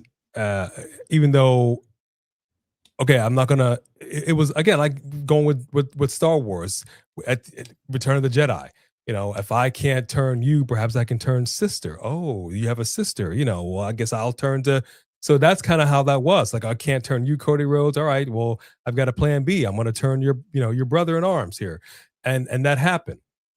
But again, having watched wrestling as long as we have, the whole it takes 2 years or however long it takes. It doesn't take that long, but it does take you got to give us some kind of a build up. You got to give us some kind of a shades of something. Something's got to be happening. And I like, again, going with Star Wars. And you look at Darth Vader, we first were introduced to Star Wars in episode 4. Then we had Empire Strikes Back. And then we had Return of the Jedi. By the time Darth Vader got to Return of the Jedi, that was not the same Darth Vader as in episode 4. It just wasn't. It was 2 different Darth Vaders. He was a little older. He was a little more calm. He wasn't quite as angry. We had 3 films to get to that point. We got none of that with John Cena. We didn't even get a hint. And this is where the painting in the corner with the dates is becoming an issue. We're not given any time, even if you don't want to wrestle, my man. Even if you don't want to wrestle, come out and just interact, cut some promos. At the very least, be up on the Titantron and give a response as a heel. If you're a Hollywood guy, at least Hollywood Rock came out and he changed, and he had the helicopter and he changed his music and he's doing the flipping and the flopping and acting all stupid. We didn't get any of that. We didn't get any. It was just boom, boom, boom, boom, boom. It was just start, stop, start, stop, start, stop with John Cena. But that was so much of a switch. We're in a car driving along, then we just slam on the brakes and everybody just does this. And we go, what the heck was that? It was too jarring. And you just relied on me just being John Cena, being able to cut a fantastic promo as it'll work. And I'm going to say this in my closing when we're done with this show, because it's going to tie into that, is that it was too jarring, and it just did not ultimately make sense in the minds of us, because we've heard Cody Rhodes cut a promo like that 1,000,001 times. As Hulk Hogan used to say, forever and a day, dude. And it never, ever was able to, like in Seinfeld, when Elaine shook Mr. Pitt. Mr. Pitt, you've got to, stop looking at that poster. Oh my goodness. That's what it was. That's literally what it was. And in a comedy, that was fine. In pro wrestling, it didn't work. Yeah. It didn't work. But at that point, it's like, okay, it's going to have to. It's going to have to, because we only have, we've got 8 dates left. We got to, like, whatever it was, it's going to have to do. And we're just going to have to make do with what we got. And that was the problem with this entire retirement tour, is that they painted themselves in a corner.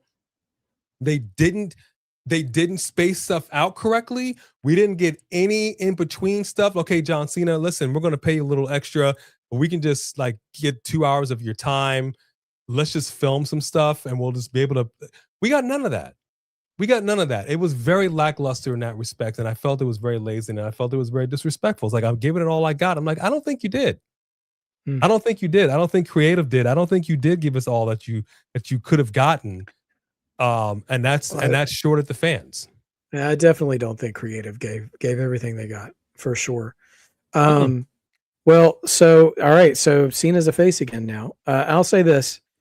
I often don't like to sort of what do you call it? Like, mortgage a big moment for a short payoff.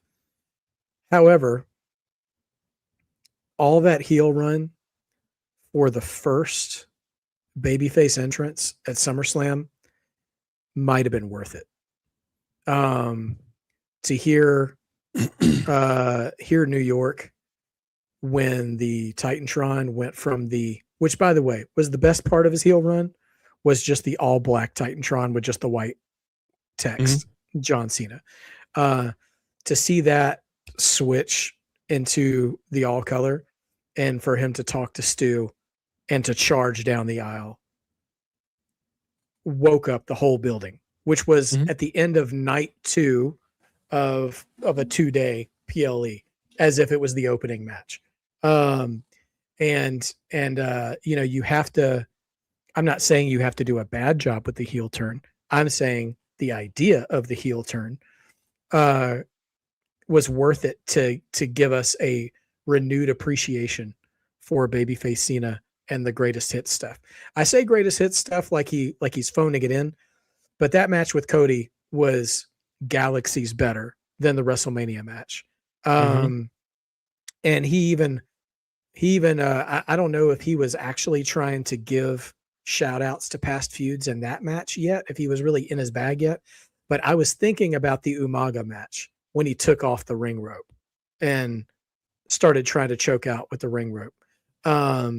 Which for the record, by the way, in Cena's whole career, that was my Brad Pitt moment. I call it a Brad Pitt moment because I used to think Brad Pitt wasn't a very good actor. That he was just a pretty boy until I saw Seven.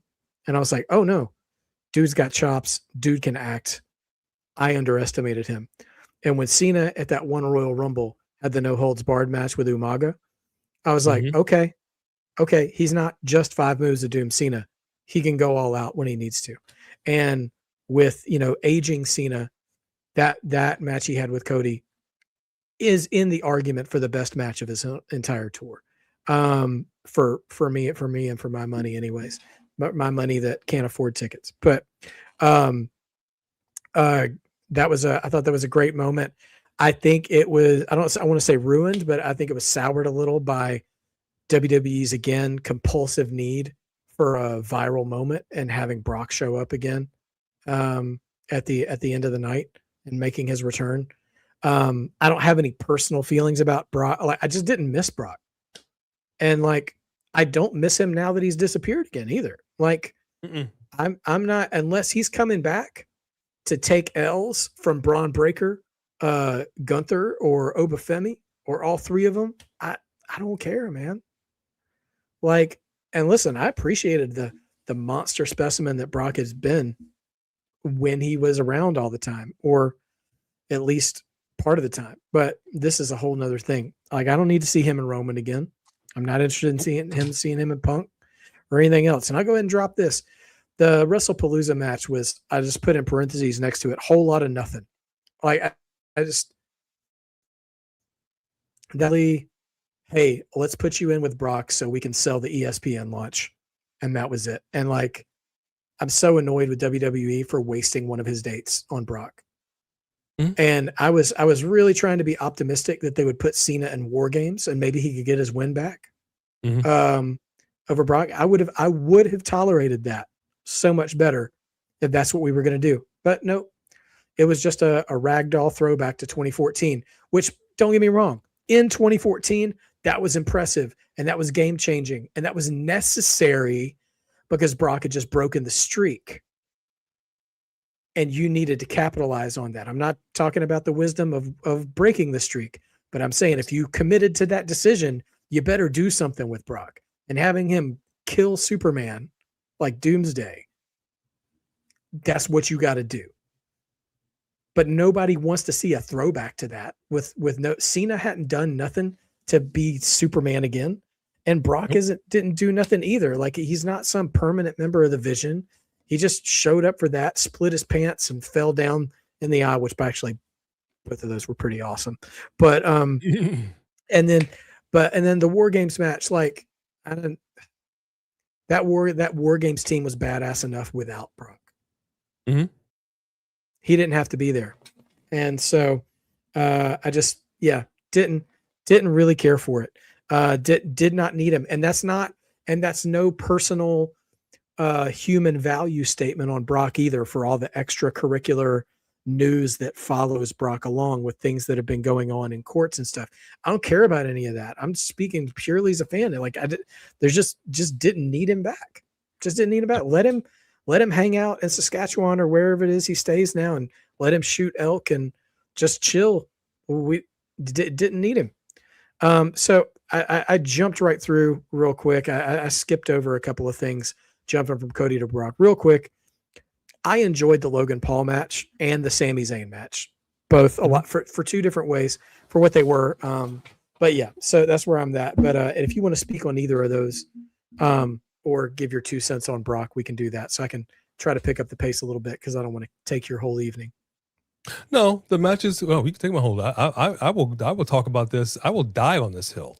I will die on this hill with this John Cena retirement tour. I'm telling you, because I'm a fan of storytelling. I'm a fan of professional wrestling, but I was not a fan of this John Cena retirement tour. This was botched coming out the gate.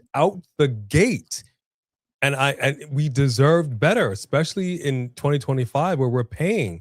Not only are we paying more ticket prices to go see live events, we're paying more now for streaming. You have us on ESPN. We had the WWE network. We had it all for $9.99. Dude, oh my gosh, those were.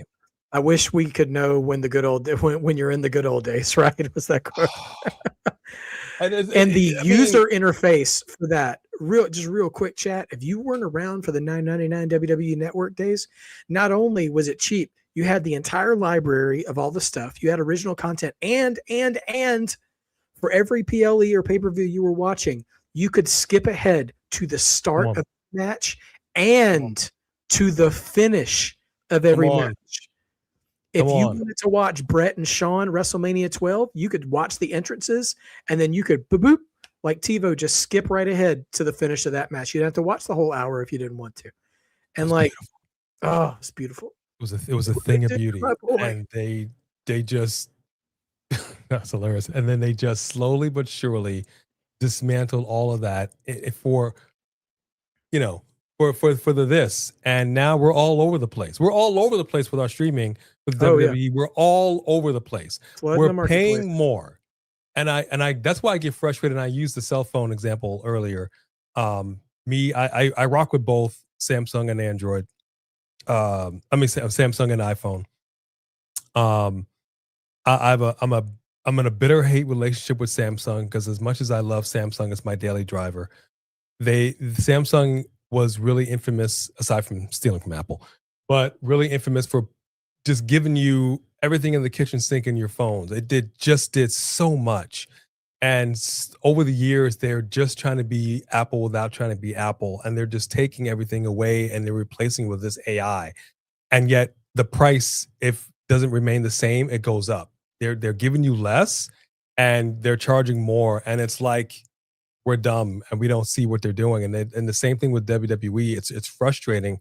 Don't piss on my shoe and tell me that it's raining and call it innovation. Just don't.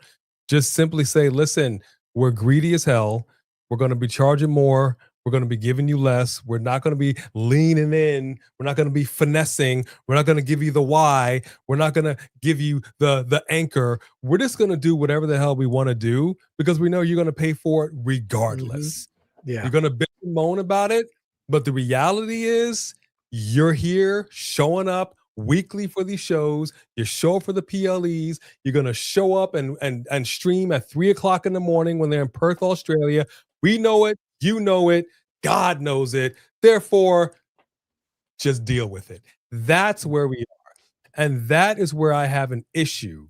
And I'm going to close with that because I know that wasn't your question, but I'm going to close with that when we do ultimately get there. But as far as those other matches with Logan Paul and Sami Zayn and what have you, I mean, they were fine. His endings as a face were great. We got the John Cena of old. He felt more energized. We saw the strength coming back. I don't know what was going on with him being a heel. Him, like you said, I don't know if he didn't know how to. I don't know. Somebody being a student of the game.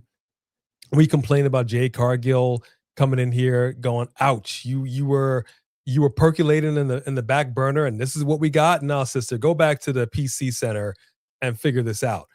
But yet, a tenured guy like John Cena can't take a few moments to really more so study how to do this heel thing. I got issue with it. I got issue with it. This is it. This is literally it. You got to give us better than that. You just have to. I'm not trying to hear you don't know how. There's just no way. It just you did not give us your best in that as far as I'm concerned. Well, on the topic of giving your best and getting up early for Perth, Australia, we streamed this one together, man. Yes, we did. AJ Styles. And I think I know I said I had a lot of affection for the Cody match at SummerSlam, but I think this was peak, as they say.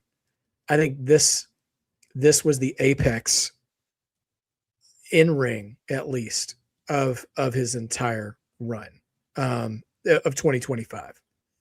Perth, Australia, a visually pro Cena crowd still cheering both men nonstop. AJ with the TNA gear on. Cena goes into business for himself in the most charitable way possible by giving AJ his own specialized ring announcement, I should say. The multiple shout outs to both former WWE and former TNA talent. We got shout outs to Samoa Joe, Bray Wyatt, Kazarian, Daniels, I believe, Ziggler, I think, a lot of them. And that was just chef's kiss. I think it was. That was. I don't think it got any better for me. There's different. There were different things after that I did enjoy about the tour, but I think I had the most. And it's so wild because it was way early in the morning for us where we were. It was like 5 or 6 a.m. local time when that match hit, and I didn't need the coffee for that match, dude. I was in it to win it. That was just a wonderful experience. And, I'm glad AJ is still in the ring with us. But if that had been his last match too, wouldn't have been, it could have been far worse options to close out his career. So, yeah, man, I absolutely love that. I don't have enough accolades for that match because it hit the right medium in my fandom of what is good wrestling. Because you want to have competent athletic prowess in the ring, or moves, as some people will just say. You want to have that, but none of that matters if you don't walk away feeling something. And sometimes, and this, we unfortunately won't be able to use this rationale for every match in Cena's stunted 2025. But sometimes all the story you need is the story that is told in between the ropes from bell to bell. And AJ is the kind of dance partner that you can get away with that with. Yes. But not all of them, not all the guys he faced can do that. And so we ended up with a lot of the gripes that we had about lack of buildup. And it's funny because this match probably had the least amount of buildup out of all of them. But also, not to sound like a WWE defender, if there was ever a match that didn't need it, it was this one. So using social media as a way to make it look like they were just going to book the match themselves. If they were going to use that, you can only use that magic trick once in this retirement tour, I think. I think using it for AJ was perfect because AJ was, floundering around in the tag division and stuff. He wasn't anywhere near Cena's stratosphere on the pecking order at this point in 2025, when that match came up. So great time to pull out that little trump card and book that match. And of course that match delivered. It was great. So loved it. Yeah. Anything you want to add to that? I'm just gushing over here. No, it was the match was great. But again, whether it we can do the argument whether it needed the build or not. It didn't have anything. I just hate seeing one person carry the bag because somebody else is just not there to do it. Sure. I just didn't like it. I don't. That's just part of my old school wrestling way of thinking. I mean, I have to adjust to it. Paul Heyman was talking about that, like with kayfabe. He feels like we've just let a little too much of the magic sauce. The 11 herbs and spices. We let it a little too much out there. But yeah, the match itself was absolutely great. I had a really good feeling that it was going to be. The fact that they trusted him to do that, the fact that they trusted him to have Taker's last match, and the way that was, and that was literally cinema, and I'll say that because I'm going to say that when we talk about Saturday night's main event. Taker's last match was literally filmed in a cinematic way for obvious reasons. It was what it was, and it worked. That worked. And if they had done something like that then, and they kind of did with the hand, with AJ Styles, the glove, that worked. And I'm gonna save what I want to say when we get to Saturday night's main event. But yeah, AJ Styles is a go-to guy when you want to have a good match.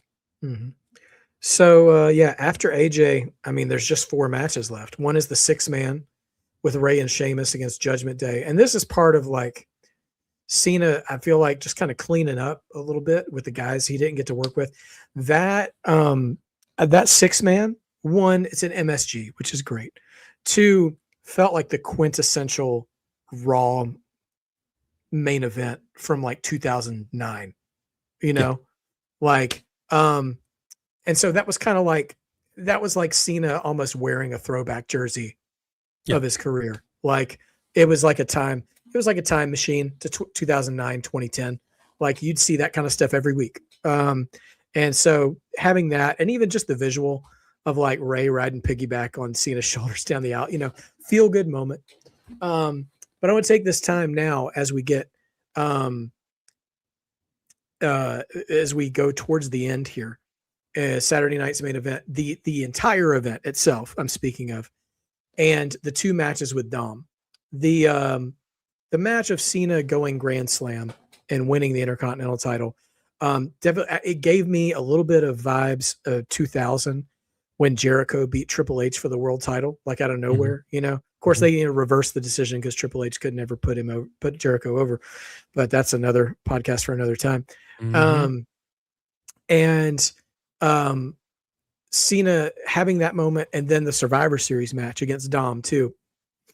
This is what I was talking about earlier when I said, like, even if he wasn't necessarily always losing, he was putting a spotlight on the people you need to be paying attention to after I leave.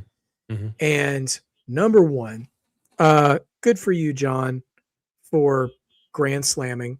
I did not expect that. Even though when I fantasy booked Cena's 2025, I did have him Grand Slamming actually, much earlier in the year. But congratulations for checking that off your list, John. But let it not be, we have relived that dreaded train wreck promo that he had with Roman before Roman became the tribal chief. And seeing Roman get lost in the headlights, to see Dirty Dom stand there chewing his gum, not flinching, and standing toe to toe with Cena, not intimidated at all. Guys, I know we all know Dom is money. Okay. And if you don't, you're not watching the same product the rest of us are. He's more than money. As long as that young man stays healthy and gets a little smarter about the ladies he makes friends with, he always ends up with a baddie who ends up hurting him. He's got to be careful about that. But Dom's going to be around for a very long time. He will be a world champion. He will main event a WrestleMania. And I know that Ray probably can't wait to break kayfabe, to truly exhibit pride in his son. I'm sure he has gassed him up already behind the scenes and stuff. But like it is hard to fathom seeing like, babyface Dom evolve into like 1996 Eddie Guerrero, basically. And I think what really solidified it for me was how I started this long sentence, was the fact that he did not fold even slightly, staring Cena in the eye in Cena's hometown. Like that's a level of, cojones that most even wily veterans do not possess. So Dom is absolutely, he is the present and the future. I mean, not alone, but he has cemented his real estate in that conversation though. Absolutely. Yeah. So absolutely loved both of those appearances. They were much needed. I think considering where Dom once was, we saw him as just a little tyke to what he was grown into. And when he first started getting into this and the wrestling side of things, I don't think any of us imagined, because you never know. You never know. Sure, yeah. Everybody has a certain look, a certain pedigree, and you're thinking, hey, this is going to be the next big thing, and it just fizzles. For every Dom Mysterio, there's a Scott Putski, or whoever. My gosh, you went Scott Putski on us. Oh my goodness, that's why he's the historian. David Sammartino. Wow, man, I love it. So I feel like my son, Dom. I feel like a proud papa when I look at this boy, and I'm like, good gracious, he went toe to toe with the GOAT, and like you said, didn't flinch, and held his own, and did the dang thing. And you got to give much props. And I'm sure as a vet, John Cena was like it felt very, what's your name, kid? John Cena.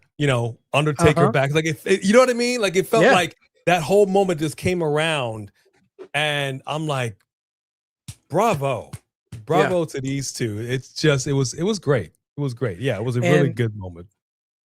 And tagging on along to that is the Survivor Series match, where we get Liv Morgan's return. And bro, again, Cena not necessarily jobbing out to certain people, but using his star to say, hey, everybody, these are the people you need to pay attention to. Yeah. Bro took a Tahana bomb and a code red or a pop rocks, they call it, for Roxy. Taking the finishers of Roxy and Raquel. How many, tell me, we're almost done. How many male wrestlers would do that? Sorry, B's in here, Jack John me right now. Oh, okay. About our time. Do you want to say hello to the people? 2 hours these men been talking because I was not here. Make sure we had people in the chat. There were a lot of comments. Okay, be gone. Be gone. I am tired of your presence. Dismissed. Okay. No, love you. Love you. All right, sorry about that. Pretty much he says mom with heart emojis. All right, go ahead. Sorry about that, Steven.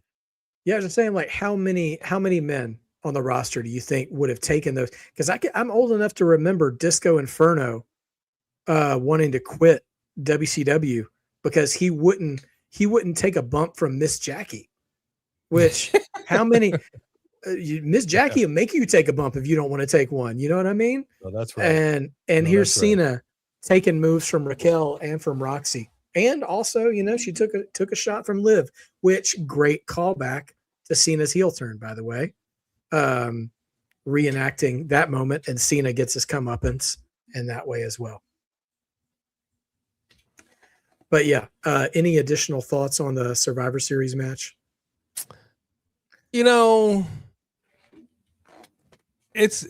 I'm glad you mentioned all of this, because this is really going to tie into my and I've said this a few times already, my ultimate closing arguments here. Yeah. About how I feel about this, because at the end of the day, as we close our shows, it's pro wrestling.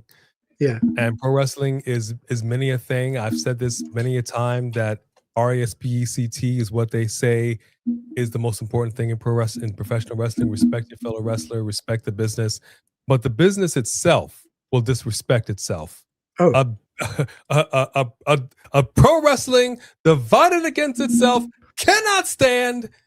Worlds are colliding, and it will disrespect itself constantly in the name of, we know what we're doing. yeah. I mean, we know better, and it just it's a good thing and a bad thing, and it's an all over the place thing for me when it comes to pro wrestling. Pro wrestling and me, it's an abusive relationship. Have been for 45 years. Yeah. You disagree with all of my points. I'm not surprised, Sophie. I'm not surprised, I'm not Sophie. surprised. Sophie, our contrarian. All right. Well, here we are. So a Saturday night's main event, and we will get Sophie. I don't think you're paying attention at all if you're saying you think I'm saying Cena's better than Hogan.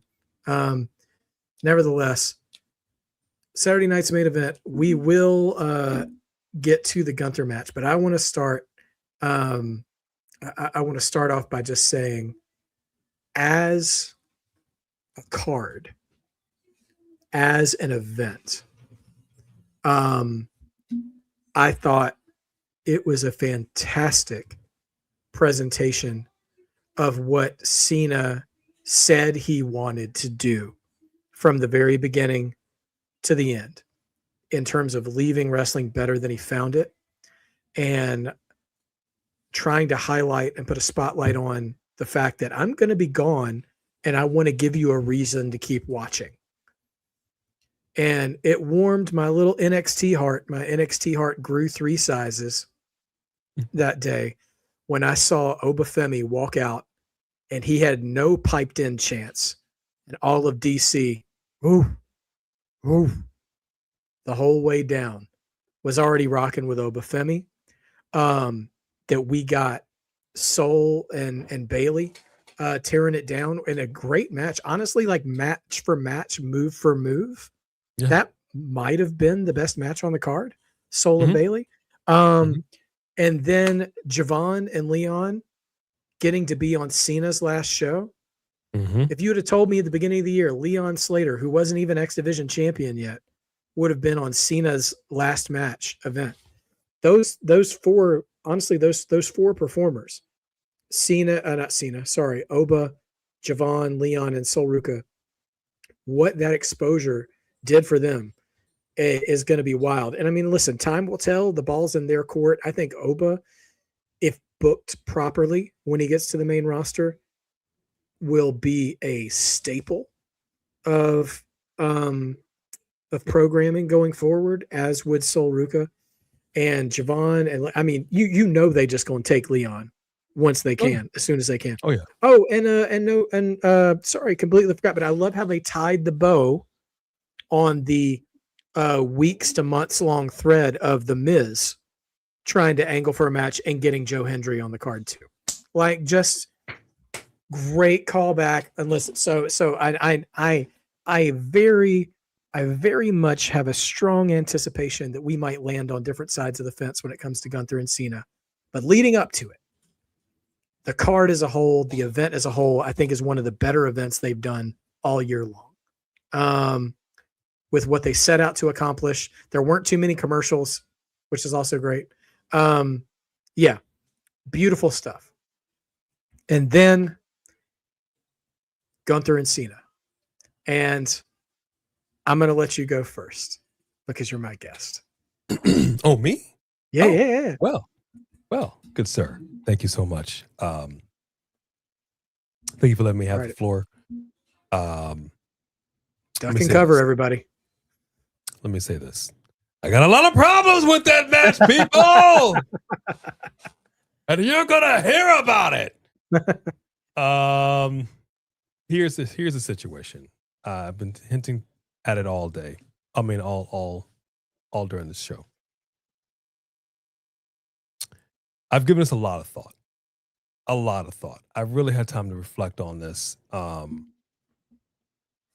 Cena constantly saying, "I want to leave it better than I found it," and I think I think that's been accomplished in his career. I am not going to, in any way, shape, or form, say I think that's been accomplished in this final match. I get where they were trying to go with it, and I think it was a failure. I think it was a failure, much like the majority of his retirement. Can I interrupt and ask you one question? Yes, you can. Is your point of contention with Gunther winning or with how Gunther won?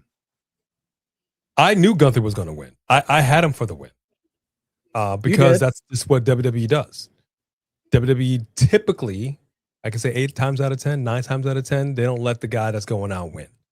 And I agree with what Ariel Hawani said, that this is just an old school mentality. I've been saying that since I was in film school about certain things. I had arguments with teachers about certain things, filmmaking wise, creative wise. And I'm like, I hear you. That's just an old way of thinking. And we're going into the future and we need to think better. There are some things that don't need to just be the way that it is. And that's just the way that it's forever going to be. I don't feel that it is necessary for the person to go out to always, every single time, lose and put the other person over.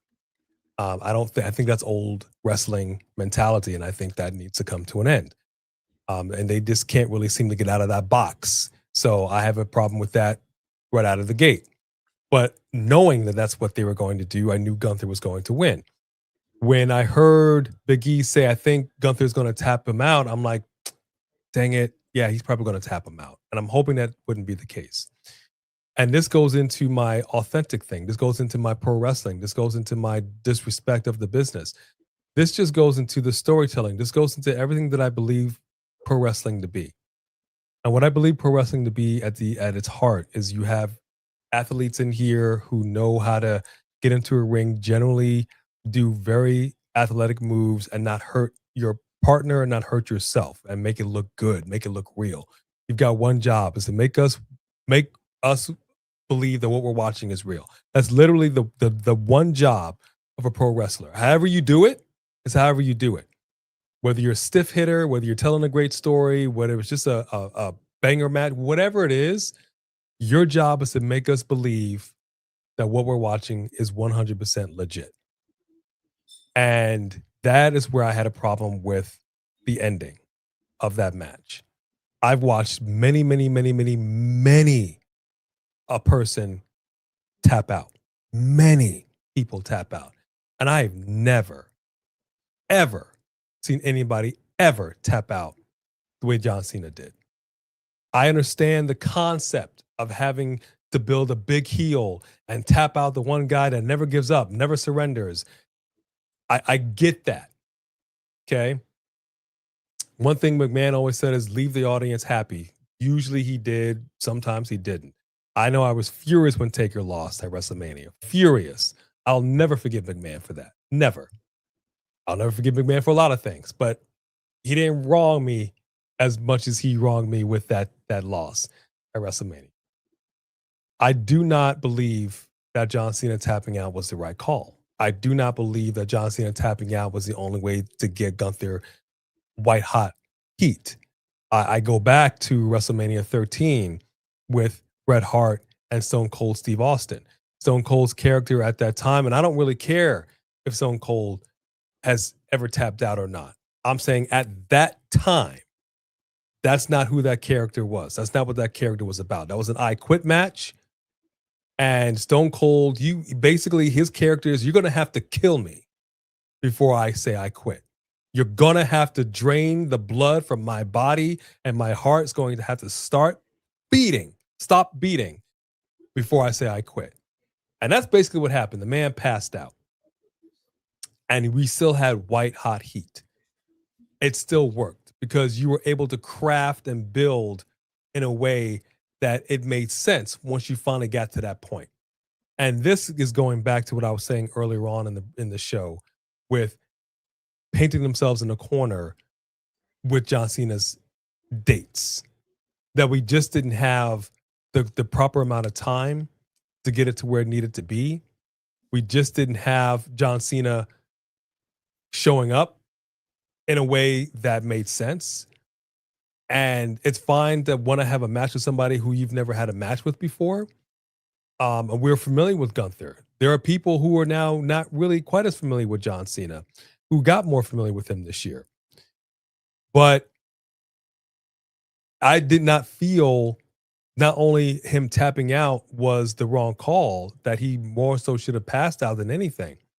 But listening to and watching that podcast that he had with Cody Rhodes today, I said to Becky, I know what he did now. It took me a couple of days, but I said, I know what he did. He did what he thought was cinema. We say that all the time. You said it earlier today. It was cinema. We'll see something and we'll just go, we use the word cinema. The problem is things don't always translate the way that you think it's going to translate on camera. You may have it in your mind, you might write it down on paper, but the camera sees something completely different. Right now, we have our camera set up right here and it's pretty much center, so it gets both chairs. But when we are both of us on set, I actually have to pivot my chair a little bit. So I'm actually askewed looking at the camera, so that the camera, it looks like I'm looking at you straight on. But in reality, my body is actually skewed. It sees two different things. In John Cena's mind, he thought smiling and tapping was like a cinematic moment where you just have that Iron Man bit where he's just talking up a storm in his burnt suit. Then he just kind of does this thing, or the AJ Styles thing. It doesn't translate the same way. It looked to me, this is my opinion, it looked to me to be extremely disrespectful. And the issue that I have with all of it is the inauthentic of it. The inauthenticity of it is where I am. My brain cannot compute. I said it earlier on that people can smell phony in the WWE and they're not trying to have it. You've got to be real. You come in with a character, but you've got to become that character. You can't just act it. As an actor myself, I cannot go into a role and act like I'm angry. I can't act like I'm sad. I have to be in that moment, or otherwise it's not going to work.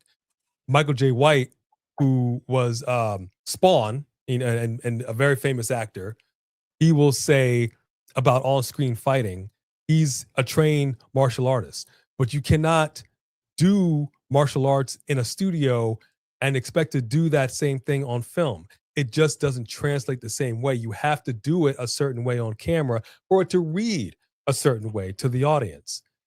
And there is where the misfire happened. We had a retirement tour that was what he said, 15 months in the making, and it ended with a smirk and a tap, and it was over. And it just felt to me inauthentic. It felt to me a man who built a career on never give up. I understand that you gave up, but the way that you did it, it didn't feel right. It felt fishy. It felt phony. It felt fake. It felt unrealistic. It felt like you let everybody in on the gag. And this is where I'm having a major disconnect right now with pro wrestling in general. Like I said, your job as a wrestling promoter, as a wrestler, is to make us believe that what we're watching is real. But if you're constantly giving us a blending of WWE Unreal on a regular basis, on a show where it's supposed to be real, then I'm not as invested as I once was. I'm not as invested as I should be, because there's now this John Cena, the character, and John Cena, the man. I don't know John Cena from Adam. I've seen him on video, outside in the wild, and people are shooting him, and he doesn't come off like a nice guy to me. He doesn't. He doesn't really wave to people. He doesn't really talk to people. I've seen him in stores and people are trying to film him and he's very irritated and coming out and he kind of berates you in a nice way, but he berates you. he doesn't come off as a really nice guy. I've watched Total Divas. I see how he is in his real life, and that Cody Rhodes interview just reaffirmed that's how he is. He's set in his ways. He is who he is. He can turn it on, but then when it's off, it's off. And there's a difference between John Cena the man and John Cena the character. Like with Hulk Hogan. Hulk Hogan will wrestle anybody.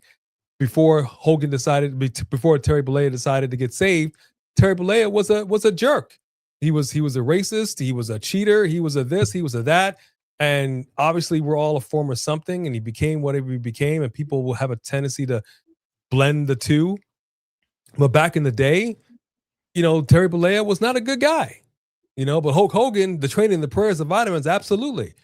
But hey, he was what he was. So John Cena, the character, versus John Cena, the man. And John Cena, the man, decided to come through and smile and thank everybody and tap and say, I'm done. Instead of John Cena, the character, being present in that moment. And that is what I felt should have happened. We should have had John Cena, the character, not tap out, but more so pass out. And he still technically gave up without giving up. And I think that would have still protected Cena. That would have left the fans happy. They would have been disappointed, but they wouldn't have been angry. I don't believe that Triple H coming out at the end would have been booed had that had happened. And because it happened the way that it did, it in the crowd takeover with the FU chants and everything else, it just made that moment less special. We're trying to I can't hear you. What's going on? The crowd, everybody quiet down. We're trying to say goodbye to John Cena. It took over the moment. And the whole thing just read very inauthentic. It read very phony. And it just, to me, was a disrespect to the business. But we're also living in a time where, like I said, the business doesn't care about the business in that way. If the business is letting you in on the gag, then why should I care? I'm the person, I'm going to say this in conclusion. I'm the person when it comes to pro wrestling, the moment has to matter when you're on camera. Every moment matters. If it doesn't matter, then none of it matters. Why are we bothering with this kayfabe if we're just going to act like this at the end? Everything has to matter or none of it matters. That's the way that I feel about it. That's what pro wrestling is supposed to be. And we know what it is and we're fine with it. But again, I don't want to see the strings in the special effects film with the ship flying. I know there's no real Millennium Falcon. I know that, but I don't want to see the strings holding the Millennium Falcon flying across the galaxy. It takes me out of the reality of what it is that I'm watching. I'm in on the gag. I left my suspension of disbelief at the door.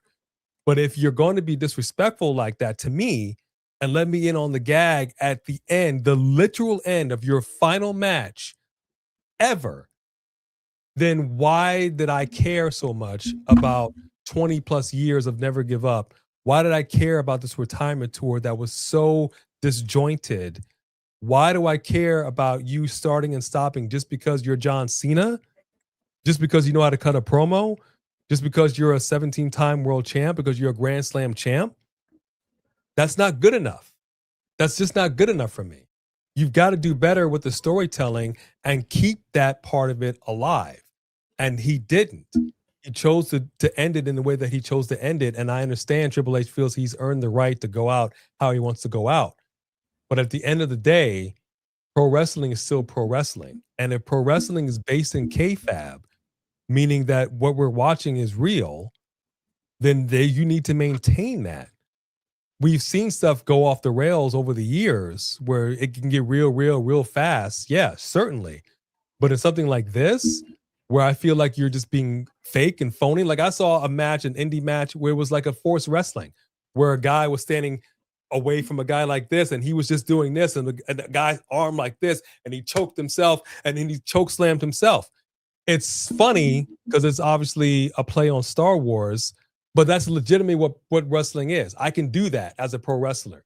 I don't want to see forced wrestling when I'm watching a wrestling match. And I don't want to see you smirk like this is a cinematic moment in a movie. It's not.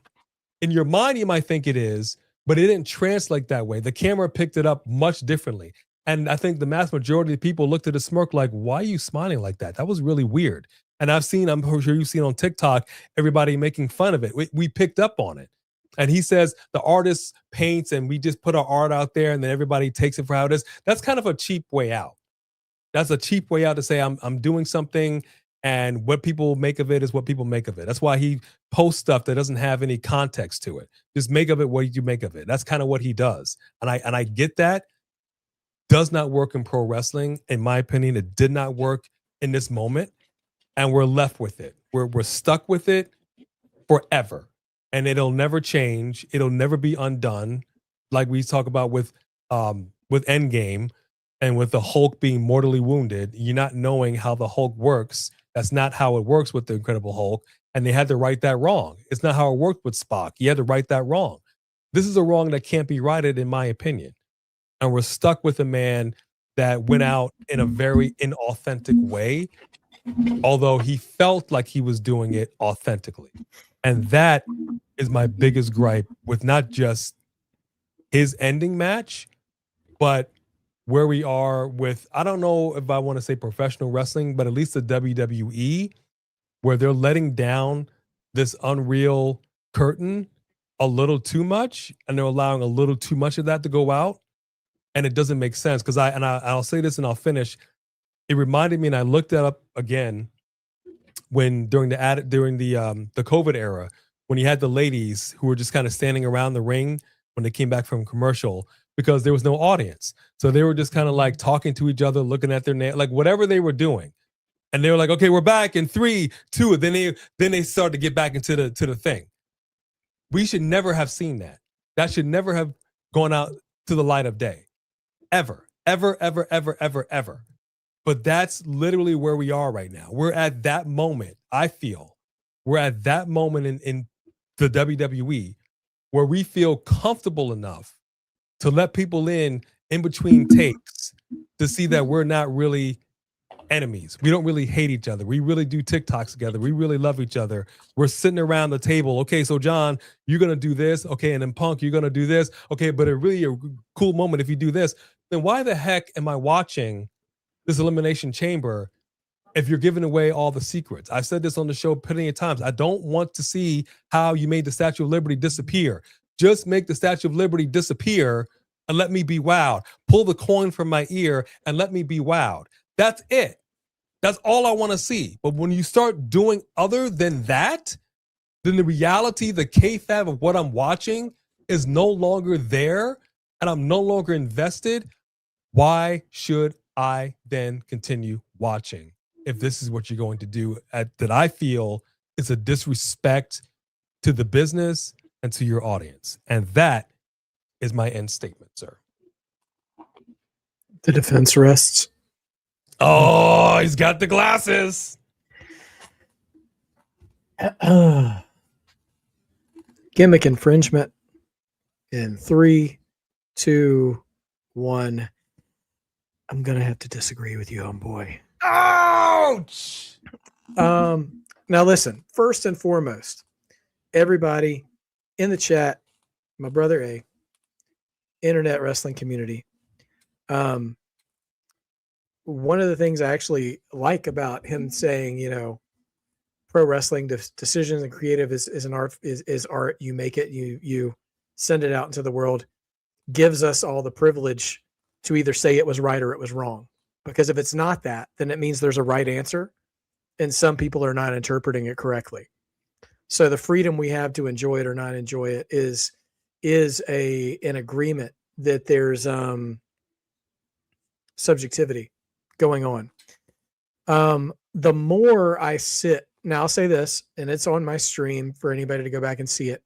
I was shocked. My mouth hung open for a minute. It was a quiet shock. And my first thought, I even said this on the stream too, is I haven't seen a crowd react like this since the Undertaker streak was broken. Like a hush came over the crowd for that. But also, I didn't think breaking the Undertaker streak was a bad thing either. I wouldn't have booked it. Like if I was in creative back in 2014, I wouldn't have said, yeah, we should go with Brock. I wouldn't have had the thought to do that, or thought it was a good idea at the time. But like we talked about earlier, they did something with it. The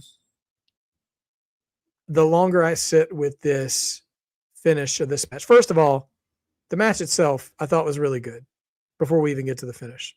Yes. I thought Gunther worked with him really well.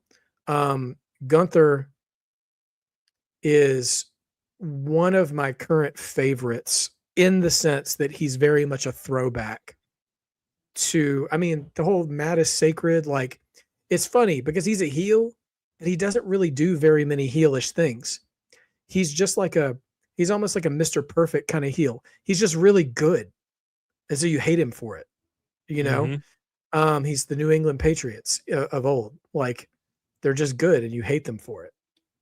He's the Yankees, all this stuff. So he works great and he knows that he's good, but he's not like cocky. He's just got almost a quiet confidence about himself. He's very matter of fact. And I don't know. I'm really drawn to that because there's something so, I don't want to call him generic, because his very existence in a world full of Jey Usos and LA Knights and CM Punks and stuff makes him special because nobody's like him, there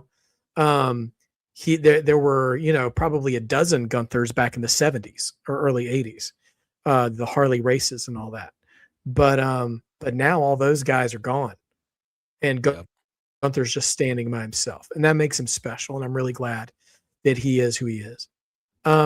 It's funny you should mention Endgame because I know we've talked about that before and the issues you have, but there's another piece of Tony dying in that movie that has always resonated with me emotionally. And surprisingly enough, it's Pepper, who I never felt any emotional connection to in 23 films until that moment where she leans over him and basically gives him permission to pass. She says, "We're going to be okay. You can rest now." And they had built up that point when Tony's trying to figure out time travel and stuff. Like he's relentless, and he's been restless for 10 years of films trying to figure out a way to protect the world. And his reason for living tells him it's okay for you to let go now. You've done what you need to do. And I'm glad I went back and watched that January 6th Raw to hear Cena's opening promo where he talked about his losing streak. He named the number of days it's been since he'd won a match. He talked about the future. He name dropped a few people that he did end up wrestling and a couple that he didn't, to kind of gauge the crowd response of who they might want to see him fight in the year. And for interview after interview leading up to the end, he wants to leave wrestling in a better place than he found it. He wants to follow these traditions. And I don't think losing in your last match might be the right call for everybody. But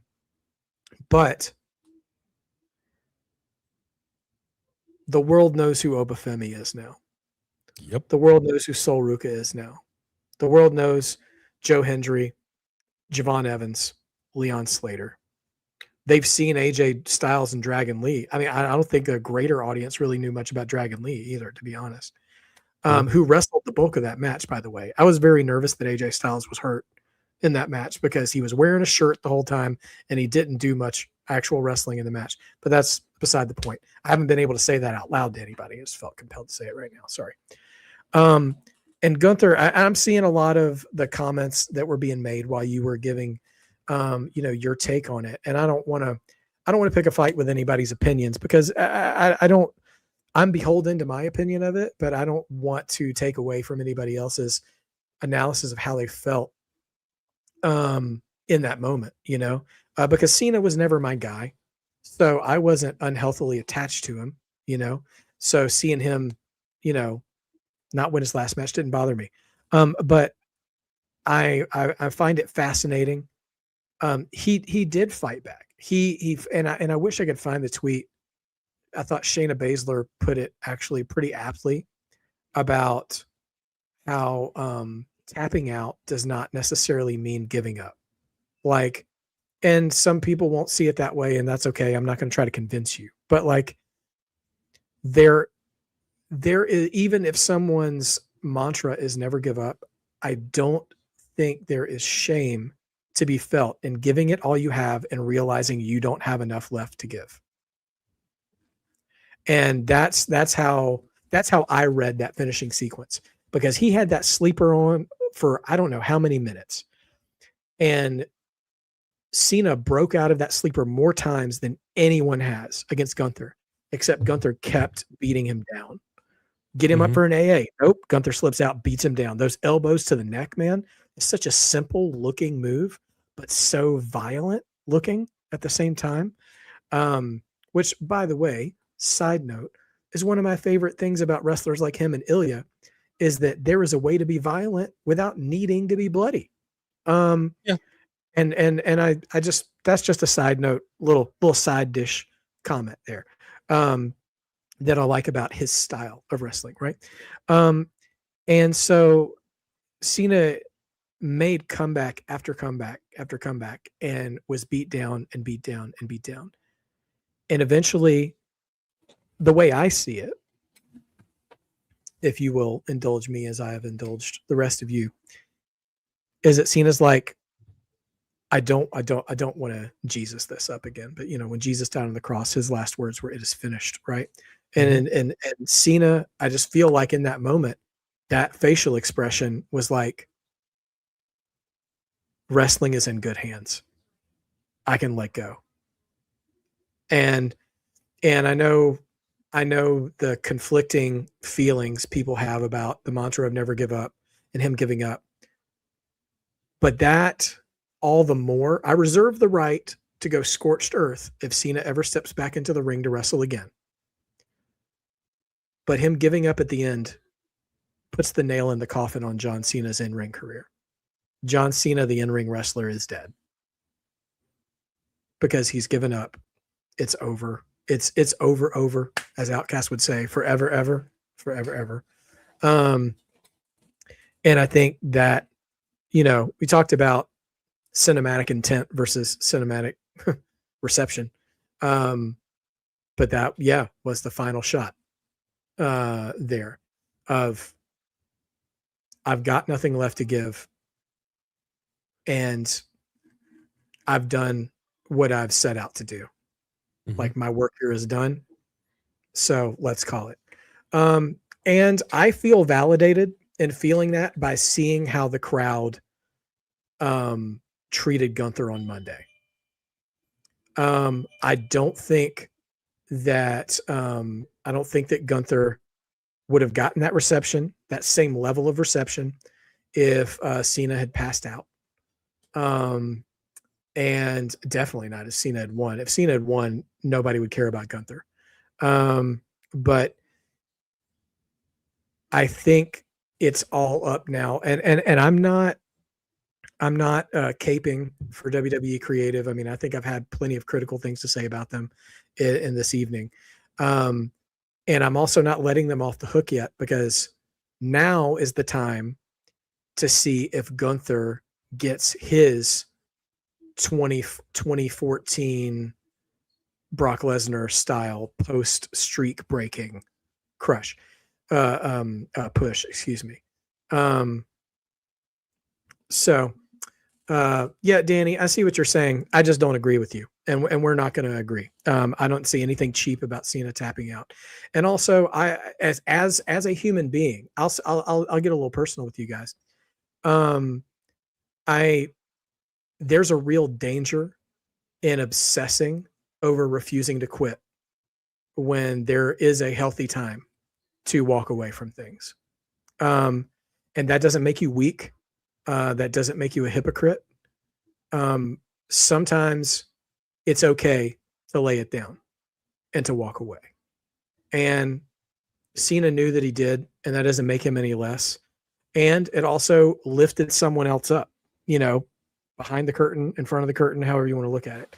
And one more thing I'll say, you remember, I can't remember what show it was. I want to say it was one of the Saturday Night's main events earlier in the year, oh yeah, it had to be a Saturday Night's Main Event when they went off the air and Kevin Owens stole Winged Eagle from Cody, and then that weekend there was like fan video of him attacking him by the tour bus and all that stuff. Yes, that wasn't on TV. We all thought that was brilliant, right? You know, like I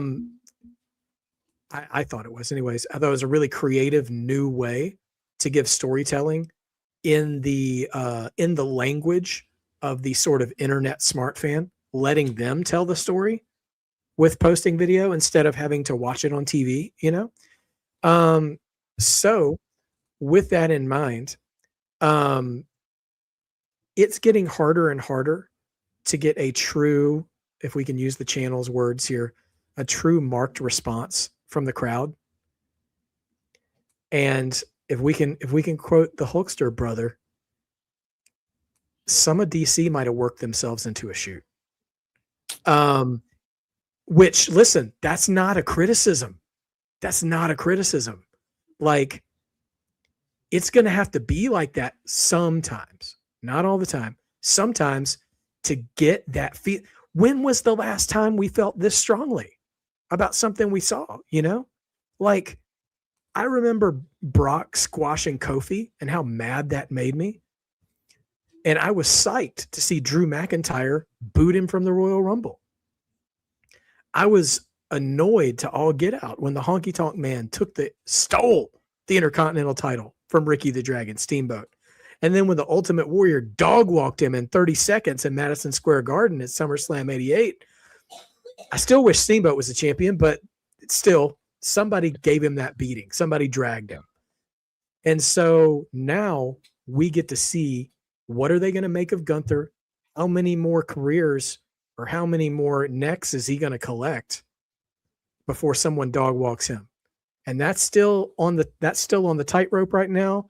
It looks really nerve-wracking because it seems AJ Styles might be in his crosshairs, and I am not emotionally ready for that. But if there's that, then there is also, who is the choice to give Gunther his ultimate comeuppance as well. And that could be a real star-making moment. I tell you what would, well, I don't know. I don't want to get into fantasy booking. We've been talking for too long. But nevertheless, but maybe in future conversations, we can talk about that as that stuff progresses. Now, I am okay, and I am at peace with us being at an impasse on how that went. I just think there's time for them to do right, at least by Gunther, now that Cena's just done. And I understand a lot of you wish they'd gone differently. There's so many things I've seen in wrestling that I wish had gone differently. I think about Sting and Hogan at 1997 Starrcade, comes back to my mind all the time. But you know, it is what it is, I suppose. That being said, let me just ask you, like, straight up, are we winding down for you, or do you have time for an exercise? No, go ahead. Absolutely. Okay. All right. Well, I wanted to finish our conversation tonight with a let me see if I can do this. I'm going to try to share my screen here, and I want to give you, hold on, let me see. I'm going to try to share my screen here in just a second, but let me bring something up.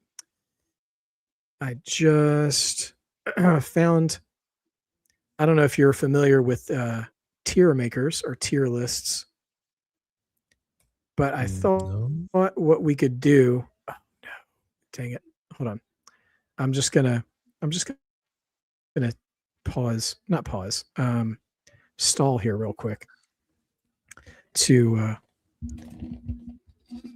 let's see here, get the information going here. And all right, bear with me for a second. I customized a tier list for us, and so we can try to rank Cena's matches if you're down for that, and not necessarily from 1 to 10 or anything, but just what's worth, what's worth holding on to, what goes in the trash, all that kind of stuff. And then we can call it a night, which, by the way, everybody, thank you so much for rocking with us tonight. It's been a lot of fun. I've had a blast. Hey, thank you so much for being here too and taking the time. Let's see.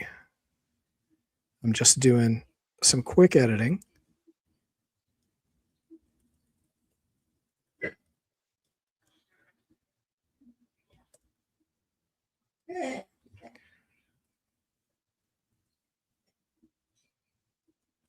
So let me ask you this while we're waiting.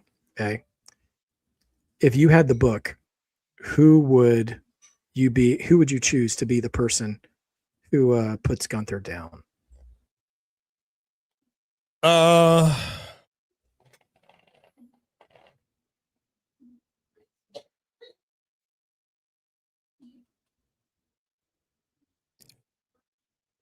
If I were booking like WWE books, it would be Brock Lesnar. I hate to say it like that. Shots fired. That's how I'm going to say it. I'm booking the way WWE likes to do it. Who else? Honestly, who else aside from Oba Femi right now? Yeah, I mean, I think Oba could definitely be that guy. Also, you could we'll see who Braun Breaker turns into. I mean, as well. And there's also a possibility maybe of, this sounds crazy, but who knows who he will be one of these days. But what if Dirty Dom? With the right push. Just a thought. Somebody said Bronson. That'd be wild. I would not mind Gunther. They've built him up to be such a way. There are certain people they're building up to be a certain way. Bronson Reed, but Braun Breaker, Gunther, Oba, obviously Brock, Ilya, even though he's smaller. Drew should technically fit in that category, but so you think in monsters? I don't consider him to be. Yeah, exactly. So there's really, I have no qualms with Dom. We sung his praises earlier, but no, he wouldn't be a conqueror. But he could be. I could see him as an underdog who would take a title from him. I can see it too. Not as a conqueror though. Yeah. No, I don't know. Gunther is at a point where he doesn't. There's no mid card title that would fit around his waist at this point. It doesn't. Oh, no. He's going to have to take out. He's probably going to have to take out Cody. I mean, I think that's the only option. It's the only option. Yeah, because he's already been around the block with Punk, and Breaker is going after Punk now. So like, it's gonna If he's going after gold, it's got to be Cody. All right. Well, since we are doing our Festivusing tonight, I named our grade scales based off of Seinfeld phrases. So our top tier is Giddy Up. That's an A grade. Our B grade score is Double Dip. And our C grade score, it's not that there's anything wrong with that. It's fine. If we want to give it a D, I called it yada, yada, yada. So, you'd probably skip parts of it, just get to the good part. And then the F grade is Newman.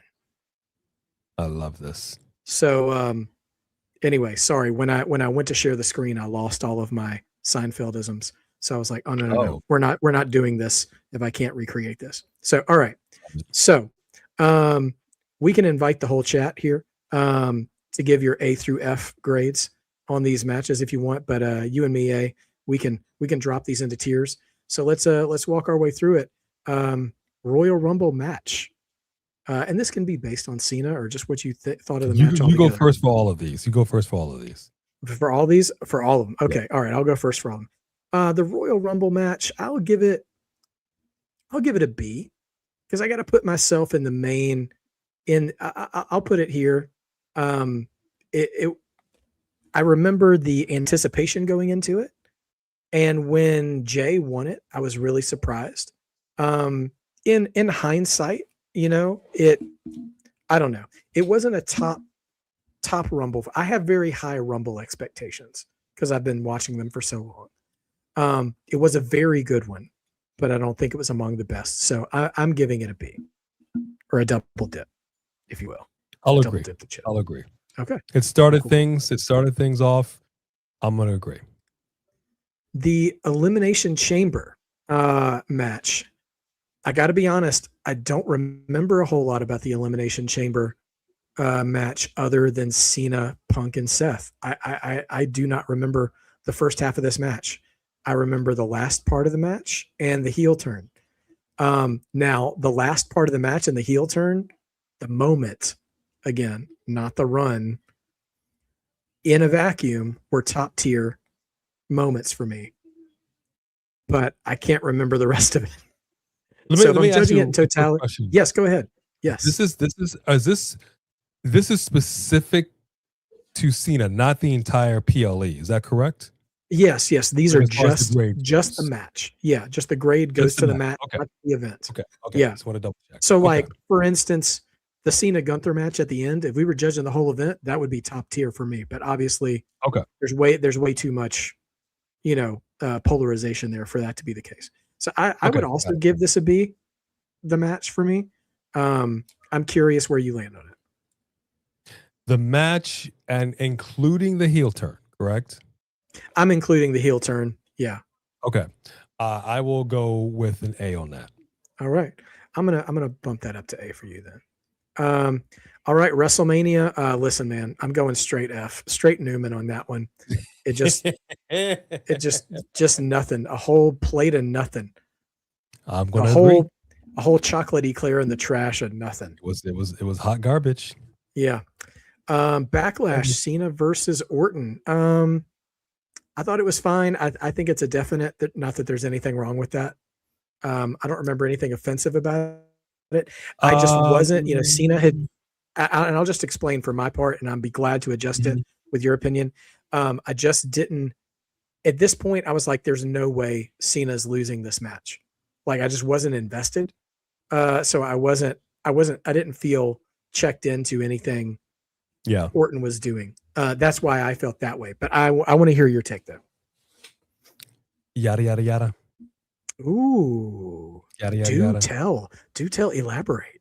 I'm gonna move it down for you. It did much of nothing for me. I mean, it was because honestly, this is how Cena was wrestling, and it was very lackluster for me. I did not care for much of anything that he did. I really was so disappointed with how he was working in that match, and I just felt like it was sad because you're looking at two guys that, again, we've seen them in moments and leading up to that, we've seen them doing these packages, and it was almost, I probably would have rated it higher had they not reminded me how good they used to be versus what we got. Orton can kind of still go, he's still got it in him a little bit. And by the way, is he younger than Cena? Well, Orton debuted before. Wait, no. Wait. Orton. Does anybody know? Cena debuted before Orton did by like a year. Like a year. Yeah. They both debuted at the same WrestleMania, but Cena was active at WrestleMania 19. He just didn't have a match. Yes. And I think you're right on that, Emily. We did get R-Truth interference. Am I incorrect? Is he? Oh, that's correct. Yeah, no, you're right. You're right. Truth interference. So, and that went nowhere. So, truthfully, my grade will remain the same. Okay.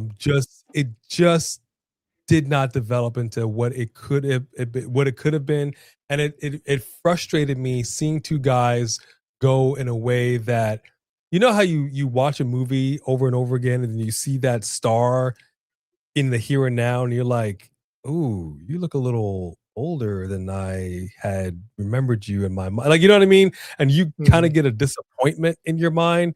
Like, hey, people age. It is what it is. That's how I felt. And I did not love this match as much as I That's fair. probably could have. Well, speaking of truthiness and things, I'm gonna go ahead. The Saturday night's main event and both truth matches are both yada yadas for me. I'm glad Truth got his job back, but this felt like some classic fumbling to me. The whole kit and caboodle, as they would say. But I'm open to reclassifying those, but the truth matches didn't do anything for me. No, it's a Newman for me. Oh, okay, both of them. It's a Newman for me. Now, which one of these Cena lost one of these? Like a small package or something. Was it the SmackDown match or the?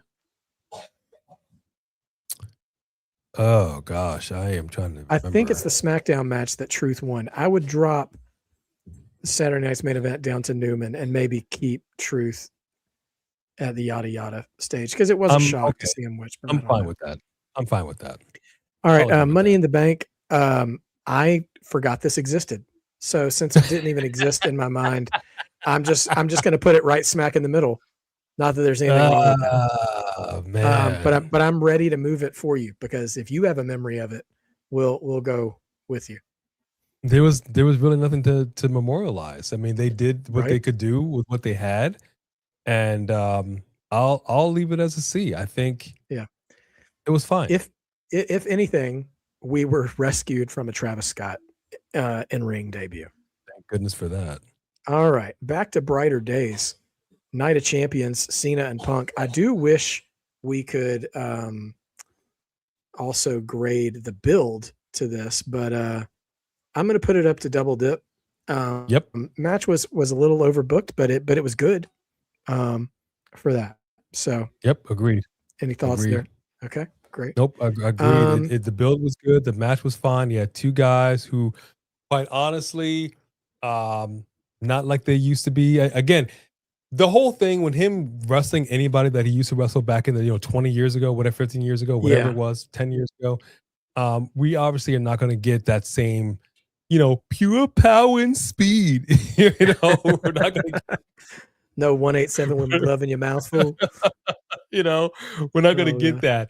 But we got what we got. The build was great. The match was fine, so I have no issues with it. All right, cool. All right, this one's a giddy up for me. SummerSlam. Now, granted, the face turn was really rushed, but once we got there, the foot was on the gas for me. Yeah. So I'm for that. Are you good with that? Yeah, okay. that works. Another match I forgot existed. Cena and Cody teamed up against Drew McIntyre and Logan Paul. So again, forgetting it existed puts it right in the middle for me. Yeah, that one I didn't. Unless love you it. got I'm going down to yada yada yada. All right, let's yada. Yeah, it was very just. It's just when is this over? When is this over? Yeah, right. I know some of you in the chat might be thinking that at this point. Don't worry, we're almost done. All right, so I want to give some love, kayfabe love, to Logan Paul. And I want to put this at the double dip stage, Clash in Paris. Logan's got chops, man. I mean, maybe a terrible human being, might be. I wouldn't really want to be friends with him. But when the bell rings, dude, he understands. He seems to understand what it means to be a successful pro wrestler in 2025. I got to give him credit for that. Your thoughts? Less, more? I am not 100% convinced of that. Okay. He's doing better. He's a very good in-ring performer. I will not take that away from him. But there's still okay. What I was saying about John Cena about there's a difference between the way things translate cinematically speaking versus practice and and theory, two different things. There's still something with Logan Paul, like in his the way he talks, the way he behaves. It's still not quite how do I say this? It's hard for me to put my finger on this. It's like when a a celebrity comes in, or you know, a jelly roll, roll. whatever. Yeah. You kind of get the gist of how to cut a promo, and you kind of figure it out, you know. Bring him But down to see, you think? yeah, wrestlers, they have a certain way to craft it, and Mhm. it feels natural. It feels like you're in this world versus somebody else. So Logan Paul coming in here, it's like The Miz. You would not think The Miz was an MTV reality star at this juncture in his career. You Yeah. wouldn't think that. Oh yeah. When he first started, I gotta do you tell feel you. what I'm saying? Yeah, yeah. It never would have happened because of how much worldwide fame he already possessed when he came in. No, I'm telling you, dude, if Logan Paul had started off in NXT, he would be a menace as a I heel. agree. I He agree. would be on demon time down there, working I agree. Ricky Saints, working Javon Evans, working with Trick, all those guys. I mean, gosh, I mean, I wouldn't call it a wasted opportunity because honestly, his britches are too big for NXT. But dang, man, like yeah, he I agree. he could have. All right, Something's still off with him, but overall, he's getting there. yeah, he's progressing, and you know, I don't necessarily want to take him at his word because he doesn't seem like a trustworthy human being. But based on it, some of the offhand stuff he says on podcast clips I see sometimes, he really seems to be like willing to learn too. Yeah, You know, yeah. he doesn't come off like his head's too big to learn how to Yeah. be a better wrestler, and I appreciate that at least. All right, next up, it had a schmozzy finish, but boy oh boy, I was having the time of my life in this match. Sammy and John is a giddy up for me. I know Brock ruined it, but man, until he showed up, I was loving every second of it. What did you think of that match? Excellent match. Sami Zayn knows how to do it. He knows how to work safe, but he knows how to make it look legit. And Yes. John Cena actually looked really, really strong. He moved really well in this match. I was very impressed with both these gentlemen. I 100% agree. This is a giddy up all the way. All right, love it. Well, we're going to take a big nosedive right down into the Newmans because it's WrestlePalooza and it's the hot trash of that Brock match. I'm just assuming we are in agreement on that one. Oh, well, not only am I in agreement with it, ESPN is in agreement with it. They said it. It's not just us saying it. It's everyone says it.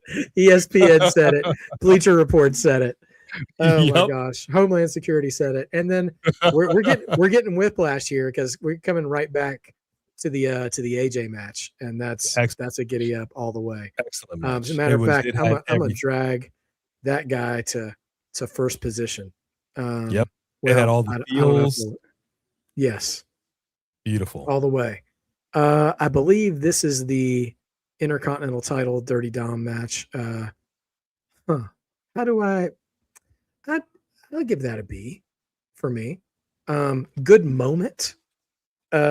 Solid match. Great crowd.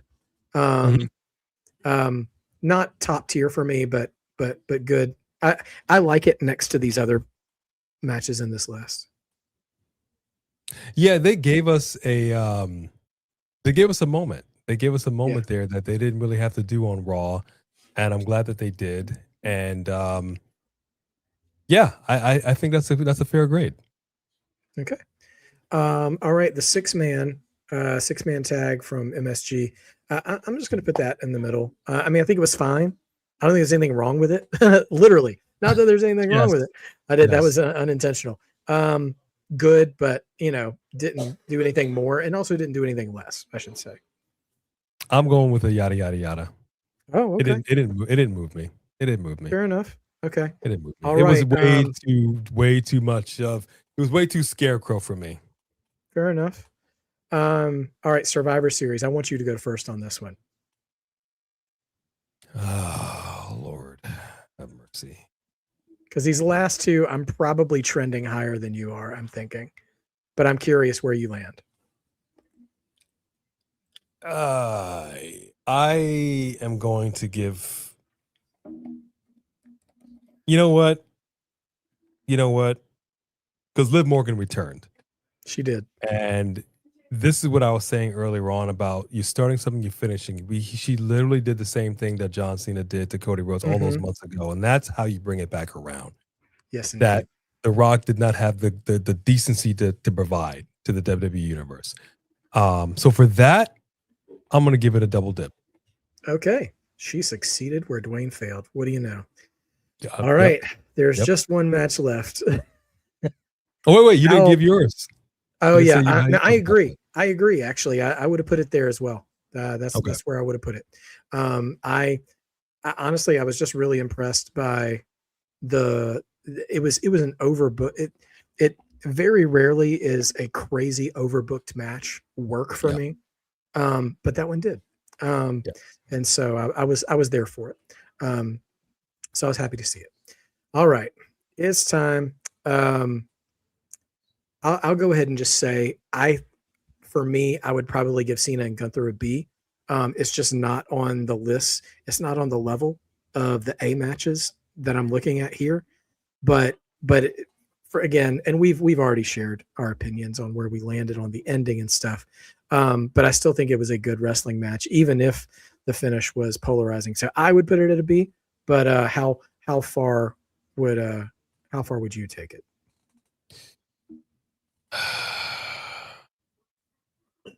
Start to finish, including the tap. Is this also including? This is just the match, right? This is not the aftermath. I'm thinking just Triple H coming out. Yeah, just the match, because that was really about Triple H. Like, this is just about Cena and Gunther.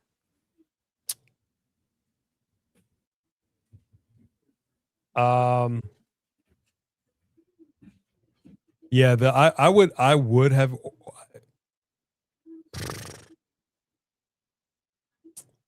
It deserves a B, but that ending really dragged it down for me.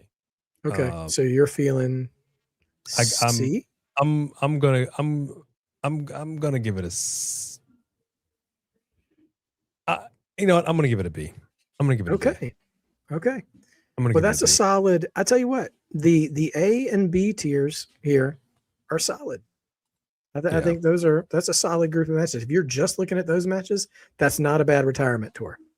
But then a lot of A's that one. If we had 4 out of 15 A's, a lot of A's in the chat. Oh, okay.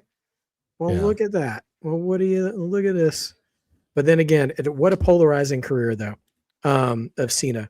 You know, Cena was the inspiration for "If blank wins, we riot," from One Night Stand, and I think it's fitting that we've got, let's see, 9 matches in the top, and then 7 in the bottom. Like, it's almost even, and then 2 right in the middle. Like, that's Cena for you, man. Just some days you'll get gold, and some days you'll get fool's gold with him. So thanks for sticking around for that exercise, A. I do appreciate it. Yeah, it's funny. You look at that list, even though we went through it, but it's, you see it just in front of your eyes, and it throws you back to, to a year of what we just didn't know what we were going to get. And they try to do so much in such a short span of time. And you can only do what you can do with what you got. And I don't, blame has got to be tossed around kind of all over the place. I got to spread it on this piece of bread a little bit. Everybody's going to get a little piece of the blame, but at the end of the day, it was what it was. Yeah. I look at it. I look at the stuff that worked. And honestly, I kind of think like, man, I wish we could have gotten more of what worked, because when it was good, it was really good. Yeah. And when it wasn't, whew, no soup for you. Yeah. It was rough. Absolutely. 1 year. All right, everybody. 1 year. Yeah, it was rough. Well, I appreciate everybody for sticking around with us. It was a lengthy chat tonight. Good quality conversation, though. I appreciate everybody weighing in with their thoughts and giving in their feedback and everything. Obviously, it's not every day or not every year that someone of this caliber gives us their retirement. And A, thank you for spending your evening with Marked by Wrestling. I really appreciate you taking the time to air your grievances, man. I hope they feel aired. I hope this has been a cleansing ritual and exercise for you all, guys. Thank you so much. Hey, let the people know when they can catch up with you again. Well, it is Thursday, so that means Friday Night SmackDown is on deck. So it'll be me plus B coming in hot for our watch along of Saturday night's main event. We may be doing something over the weekend. We may not. The holidays, it's a little We'll see how things kind of go. It's kind of hit and miss with some things, but for sure you'll see us for tomorrow night. And then of course we'll be back for Monday Night Raw. Fantastic. Yeah, normally I am with you guys for NXT. NXT is taped for the next 2 weeks, and it is family holiday time right around those times. So the way the dates fall on the calendar. So no promises as of yet, but I may be trying to bring it in, and we will do our best. If you're new to Marked by Wrestling specifically, please give me a sub and a like. Not a sandwich. I don't need any sandwiches. You don't see the rest of me, but I'm good on that. But subscribe, and me and A&B Convos, we do lots of great work together and share lots of fun opinions. And usually they're a little more succinct. That's when we have B with us. She keeps us on track.